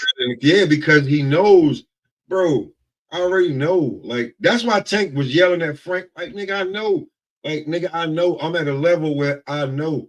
Like, nigga, I know. Like, stop acting like I don't know. I fucking know. Like, and nigga, you is not no fucking lightweight. You want to fight me, like, and after you done like hit a growth spurt and think that I'm gonna let you balloon all the way up to 160, 170 pounds at 130. Like, no. You're not gonna come in making weight. I gotta be no, you're not gonna do that. You really not taking this shit as serious as possible. So when I'm the A side, nigga, if you don't make weight and if you go over this rehydration clause, nigga, I may pull out the fight, and I'm gonna take your whole motherfucking purse. For your purse. Word. Now, is it really worth that? Pulling your purse? Now, yeah, nigga, because how much money can we make in this? Bro, and the body works, what he was saying. Yes, there is some culpability on Devin and Bill Haney's part. It definitely is, because they should have just pulled out that fight. Everything about that fight, everything about that was off. Nothing about that was right. He was sweating, like, showing up drinking beers while he's on the damn and then he's on Twitter bragging about, yeah, why would I make myself weak, to make weight or whatever. Yeah, you know what I'm saying? Like, bragging about it, like, and then he's like, with telling people to suck his penis and all this other kind of weird stuff that was going on. Everything about that said, pull the fuck out, and they didn't. I don't know what was on their biscuit, but he's definitely gonna claim. He's gonna claim mental health and some other bullshit, probably. But I look at it on both sides. Like, definitely Dev should have pulled out of the fight. I mean, but after everything they did, just the damn, because I live in New York. Mm-hmm. They had to do a whole lot just to finish selling off them damn tickets. A lot. They gave away a lot of tickets. Mm-hmm. And to do all of that, and then, to me, I think they knew the day of, somebody knew the day of that them niggas shits was dirty because that's what I'm saying. I know for a fact that you cannot tell me how's Derek James your trainer and he don't know a damn thing. He's just oblivious to everything. He's Stevie Wonder with the bullshit, right? He's just Stevie Wonder. No, he knew. But no, I'm not gonna say that, but a lot of the shit that I seen Ryan, see that because Ryan does a lot of different shit. He wasn't with Derek a whole lot. A lot of times he was bouncing out and going to back to wherever, because Nick, you know, Derek's not gonna do all these press conferences and podcasts and all this shit that he don't give a fuck about that. And when you doing that dumb shit, and like, you see what Derek's like, what the fuck is he doing? But you know, Derek has been humbled by that, you know, when Bud and Bo Mac beat the shit out of Earl and him too, pretty much. So now, you know, remember he used to be Derek Slow James used to be everywhere. All in videos talking and you know more, and especially he don't want like the shit Ryan was doing. He like, I'm not doing this shit you talking about, bruh. And like, but that's what I'm saying though. But you know, as a trainer, Smoke, and you're around fighters, and you can't tell me he's never seen a juice fighter. He's seen what juice fighters look like, from amateurs to pro or whatever. He knows what it is, and he knew. I just, it's impossible for him not to know. Like when Freddie Roach pretty much said, you know, there was things going on with Manny Pacquiao. He knew too. Yeah, I gotta go back. Yeah, he definitely fucking knew. He definitely knew, and that's why he said, but it don't be as loud as when he say that it was our fault we didn't take the drug testing sooner. Mm-hmm. Yeah, he knew. That's what I'm saying. Trainers know. You cannot have a fighter and not know nothing. Oh, I don't know anything my fighter does. Then how the fuck is you the goddamn trainer then if you don't know anything about your fighter? That doesn't make sense. That's like being a parent and don't know a damn thing where your kids at, you know, at all times. Well, I don't know where my children at. They just, you know, what are we talking about now? Like that's how you a parent then? You don't know where your kids at half the time. You know, that's called neglect. Then they come, you know, take your children away, the CPS peoples. So yeah, Smoke. Derek James knew. You know, his daddy knew, because I feel like his daddy was the one who went and probably got him the damn injections. Now you know, like now if his daddy injecting him while they at the crib, that's a totally different story. But like, man, bro, I think Frank James. I mean, what the little boy name is, little Frank Martin. I think he knew too. I think that whole camp knew what was up. I'm sorry. It's just I refuse to believe you're training and no comment. Bitch, what do you mean no comment? What do you mean no comment? And again, if Derek James is truly innocent, he's Stevie Wonder, he didn't see anything. Why is Ryan still in your camp? Why have you said I'm not training cheaters? Why haven't you said that? If this shit go down, like he's gonna be suspended for a year. So 2 years, right? They said a 2-year ban. It's gonna be, you definitely gonna be banned, bro. Like, but there's so much to think about. Like the fact that if he really done that, I know he done it. I don't have no question in my mind that he done that shit. I'm 100% convinced he did it because all the tests came back positive. First he was saying no. Yeah, my B test is gonna, you know, I'm test those and those are gonna be negative. You know, all the crazy stuff that Ryan says. Then, you know, now the thing is he was saying too, Smoke, this is his new thing. Oh, that's because I want to protect the kids from the pedos, right? But here's the kicker, right? Here's he. He's a pedo his damn self. He was grooming some little girl named Malu. Trevijo, whatever you pronounce that Mexican shit. She's some little TikTok girl. She was like 14 years old. He was like 17 in her inbox, right? So when he turned 18, she turned 15. They're still talking. She exposed her DMs. So you goddamn pedophile that you want to go so-called save the children from. You won. You're one of the damn pedophiles. Yo, when he was talking about that shit, I was like, yo, nigga, I don't know. I don't want to hear none of that shit. I don't care about none of that. This is what's going to go on in the ring and this, that. Like, I was paying attention to his training, but, bruh, you cheated? You cheated? Nah, bro, come on. Yeah, because it's an injection. You cannot. Okay, so let's just, you know, for argument's sake, we could just say, for shits and giggles, the Ostarine, right, was somehow masked in some imaginary supplement that from what he said, though, he barely takes supplement. The only thing he take was the ashwagandha shit. So let's just say for shits and giggles, it was the ashwagandha, right? Mhm. But how do you explain injection? Please do enlighten us. I would like to know. I would really like to know how that worked out. Yeah, an injection, not an extraction for a blood test. Like, what is Yeah. what are you taking that you have to get an injection for? Yeah, you know what I'm saying? Like, so you just working out and somebody just come by and shoot you in your ass and keep on walking and you don't say anything about it. Like, hey, who shot me in my ass?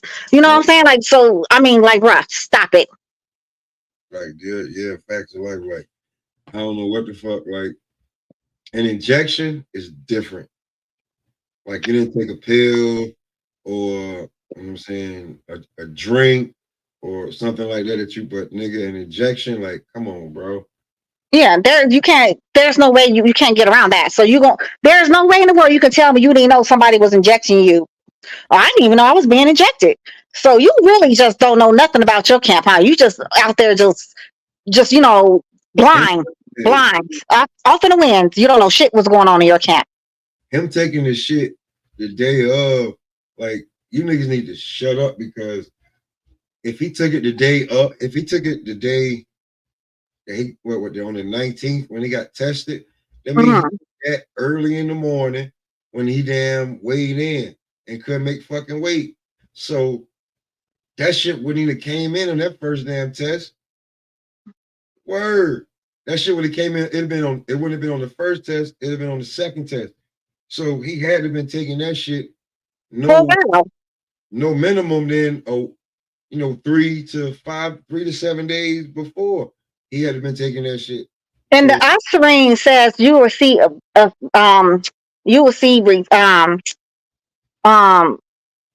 results within the first week of taking it. That's what Ostarine says when you go read about it or whatever. And injections, you're going to see those immediately. Those results immediately. I seen Showbiz pull that shit up. So that's one, you never intended to make 147. You was always looking to make 143. Two, you took supplements to do it and to be strong as you could. And then on the other side, here's the thing, because this is why people are talking so much shit. Dev killed himself to make that weight. And then Dev, we know that you blow up to maybe 20, 25 pounds, which is crazy. It's literally what motherfuckers are saying is this shit is fucked up. Somebody said about Regis Prograde, right? It wasn't you, it was one of the I'm not sure, was it Crush or the other gentleman? Yeah, body work done that he got, it was a one-way they did, like, I think, like, everybody, and this is true, that, but Regis didn't say nothing. It was a one-way weight restriction that No, it wasn't, because Regis on the unofficial scale that night, he weighed 158, almost 159. Devin was 6 pounds heavier than Regis, so they pretty much were around the same weight after they rehydrated. The reason, Devin's taller than Regis too, so when you actually look at the weight that they gained, it's pretty much the exact same weight, because Regis is shorter, so he does not. If he was to gain, he would look a lot different. And Devin's taller, more leaner, so the weight, how they gained their weight was different or whatever. Regis was 158, almost 159. I think they said 158.6. So what is that? On the unofficial scale that night, the night of the fight, on the unofficial scale, Regis was 158.6, if I'm not mistaken. I'm like, I don't know, somebody like this is what Body was saying, is that on the rehydration clause, when they weighed in the first day, Regis had to weigh in again the next day. Devin didn't. And then Regis could rehydrate how he wanted. That's what they're saying. No, that never happened. That is not true. That never happened. And Regis know that's a lie, because that was never in the contract. If you think that was in the contract, Regis would have definitely, we would have known that before the fight. That never happened. Devin, there was no rehydration. You can go pull that up. That is a pure lie. Regis is now just saying stuff now. He crawled out from somebody's rock or whatever now to come out to make up stories. I think I might even sent you the interview on this shit. He said this shit. People gonna have that.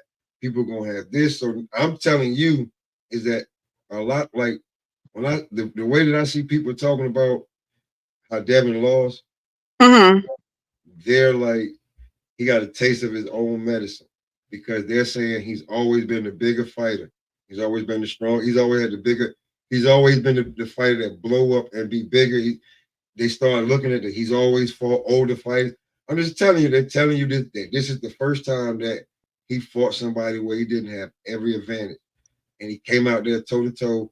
And that's why you got a lot of people saying good for him. And then you got a lot of people saying that's fucked up that he got cheated that way.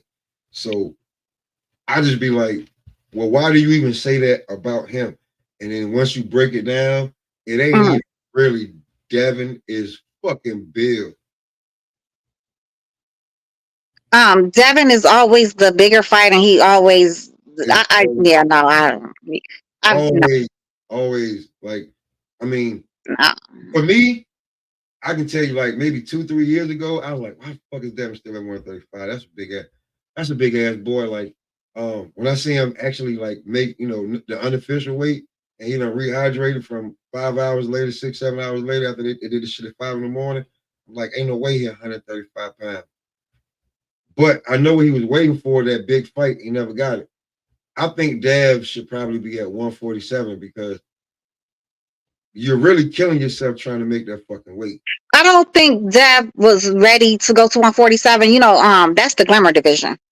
Devin, although he's been fighting since he was 15 or 16 years old, he turned pro at one of those ages, right? Yeah. I don't think he was. I believe him and his dad didn't feel like Dev was quite ready to go to that glamour division to face. That's the whole different animal at 147. You know what I'm saying? They start. I'm talking about as soon.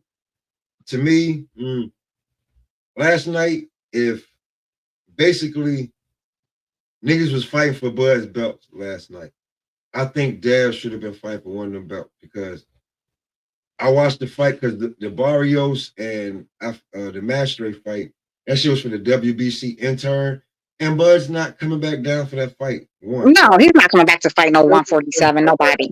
And Barrios won that fight with his eye completely closed shut. Damn near, you feel me? Stanionis won the WBA. Oh, he did? Yeah, he won the WBA last night. The actual belt? Yeah, he won the WBA actual belt. He's remember they had a regular belt and a super belt, so they got rid of the regular belt shit, right? The WBA, I think they eliminated the super and regular. It's just the WBA. You know what I'm saying? And Stanionis had the WBA championship. If I'm not mistaken, I want to be I think so. The WBO should be up for grabs now. And Boots has the IBF. The IBF, yeah, okay. So, if they want to, go ahead and elevate Mario Barrios, they are the true champions at the welterweight division, and not Boots because he was gifted a belt because they strip Bud. So he's actually the email champ now until he actually fights somebody. Yeah. So, but he's going to fight Cody Crowley. I believe that's his mandatory. He probably fighting somebody. I hope it's somebody. But no, it's Cody Crowley. That's his mandatory. Yeah, that's his next fight. Cody Crowley, but then I heard some other bullshit. What else did they say? Because that's what Eddie Hearn was saying. It was going to be Cody Crowley. I don't even know who this Cody Crowley guy is. He's a good. If Boots beats him, it's a good name. Like people know who Cody Crowley. He's from he's not an American fighter. That's why you don't know him like that. Well, he's a British. He fights on the zone. That's another reason why you don't know him like that. You know what I'm saying? Like a lot of the fights probably being like somewhere like Canada and then across the water, shit like that. But he doesn't have that many knockouts neither, though. His record is kind of flimsy. But he's a respectable fighter. So if he could get, to me, this would be Boots like first, second coming out party. Yeah, somebody on a fighter that actually we actually know who he is. But that Conor Ben keeps calling him. I don't know why. Conor Ben would be an actually great name for Boots, right? Especially if Boots was to dominate him or whatever. But they seem to not want no smoke with him. Well, it's not, well, you gonna have to watch Conor Ben because he looks totally different before he was taking that breast milk to now. One, and Conor Ben actually needs them because he can only fight in America right now. Because he's banned for 2 years too, right? Yeah, so he can only fight in America. So if you're gonna fight somebody who's good at welterweight or super welterweight, or you think middleweight, and Conor Ben thinks he can blow up to either one of those. So okay, so of course him and Boots fighting would be a good fight, but I don't think Devin, can do anything with Boots or the Stanionis or Barrios or whoever you think that's gonna fight for the WBO. I think Devin will be comfortable at 147 against one of them because Boots ain't gonna be at 147 too much longer. I mean, he's too big for 147 too. I think he's way too big. He's trying to do another Earl, like he's trying to be a bully, a weight bully at 147. There's no way you can say that anybody between 147, 154, 160, and 168 can get it. Nigga, you in a while, you ain't gonna be able to make that weight. Real talk. Yeah, he's 26, right? This year, I believe he's 26. He'll be 27 this year. Yeah, he can't stay out. I mean, he's huge for 147. Like, he's not a small guy. What the fuck are you doing? Like, you're trying to be a weight bully. That's exactly what he's trying to do. He's scared to get up there with that 154 because they hit him hitting that 154. To me, he should go to 160 because he can easily make 160. He can easily make 160. Ain't nobody there. So the fact that I think the fact that Boots is still there. I'll be real with you. The fact that Boots is still there, it's a little scary because it's like, nigga, if you don't get your big ass from up over there. Barrios came from 40. Stanione's been there. He's a 47 pounder, 54 pounder. That's about it. And then everybody else there, the Cody Crowleys, Black Hobbs, Adrian Broners, what's the boy that beat fuck? Anyway, I forget his name, but it's about time for Teofimo Lopez, Ryan Garcia, Devin Haney. Ryan Garcia definitely should be at 147 since we can't make 140. You can get Gary Antoine Russell. Gary Antoine Russell's big too for 140. He's big for 140. Richardson Hitchens. Like, these guys are sitting around because guys are not moving out of the weight class and like they're not gonna let you beat up on them because you niggas is way too big for this weight class. So I think that Devin should definitely be up there because I don't want him for you to gain 20 to 25 pounds in 36 hours before the fight. You're killing yourself because when I seen Devin make weight, I could see like his jaws are sucked in and everything. Mm-hmm. You have Ryan who knew that he was only going to, like, I'm not even gonna try that. And right. And another thing too, Smoke, that people overlook though, Devin was training during Ramadan. That's another thing. I did hear him say that he was granted certain perks because he has to eat because it's his job and they don't want him to be at any disadvantage. But not just that. When Shakur Stevenson lost his belts on the scale at 130, he crucified him. Said he didn't want to make weight, blah, blah, blah, blah, blah, blah, blah. But his body was telling him that I can't make this weight no more. Like, right. And he immediately moved up to 135. He immediately after that. Right. I'm looking at Devin and he murdered himself because his belt was on the line. And he made weight, so he was professional enough. And Ryan was never intending to make 140. Never. 141, 140. He was looking to make 143, and he got to it. Like, he probably made 143, and in between him weighing at 143 and actually weighing the fucking scales, he probably gained that point too walking. from his room downstairs in the bathroom where they actually do it at like 4:30, 5 o'clock in the morning. So if that's what you had planned to do, like Devin was already at a disadvantage. Boom, because now, but that's where a lot of people say that Devin is actually fighting guys that he's bigger than. And when he was at 135, so it wasn't the power, it was the punch resistance. So, but Ryan, like the 143, you was tiptoeing. But the two supplements in your piss, your blood, that's where I got to draw a line at right there. You know, and yeah, Devin should have took the fight. Yeah, that's one. But you talking about refunds out the ass? That was gonna be crazy. Refunds out the ass, not gonna work.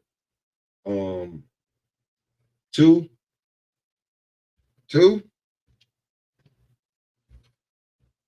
you didn't come with your game plan. You came with something else. And that's what everybody was happy to see. To get your ass whooped like that, bad for business. Word. And what I was spoken to about the powers that be, don't even care.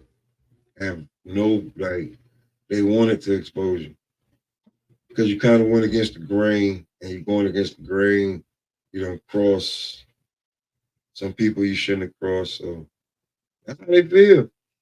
And yeah, they'll remove the loss and put you at a no contest, but you just gotta know from here on out and now on that you cannot and never not have spies.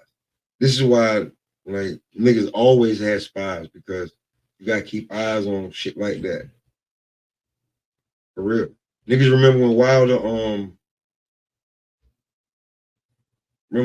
had to have spies on Luis Ortiz and that other nigga that was taking steroids? You got to, bro. You gotta have spies on niggas. Because niggas will be looking to do you dirty and take your spot. They don't need but one, they don't want but one motherfucking shot at it to take your damn spot. Try to hurt you. Put your ass down, and that's a wrap for you, bro. Real talk. Think a nigga won't when he will? Shit. Trust me. But seem like we've been cooking for what? Oh yeah, almost two and some change. I gotta go pick up the wife in about an hour. I'm gonna shut this down real quick, man. We dropping bombs in this bitch, man. I hope y'all enjoy.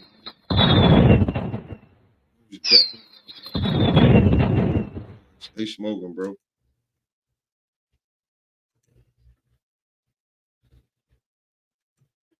Let's get this shit vibing real quick. Yeah. Them niggas be acting like niggas don't still carry their own ratchets and shit. Bust around T.I., nigga.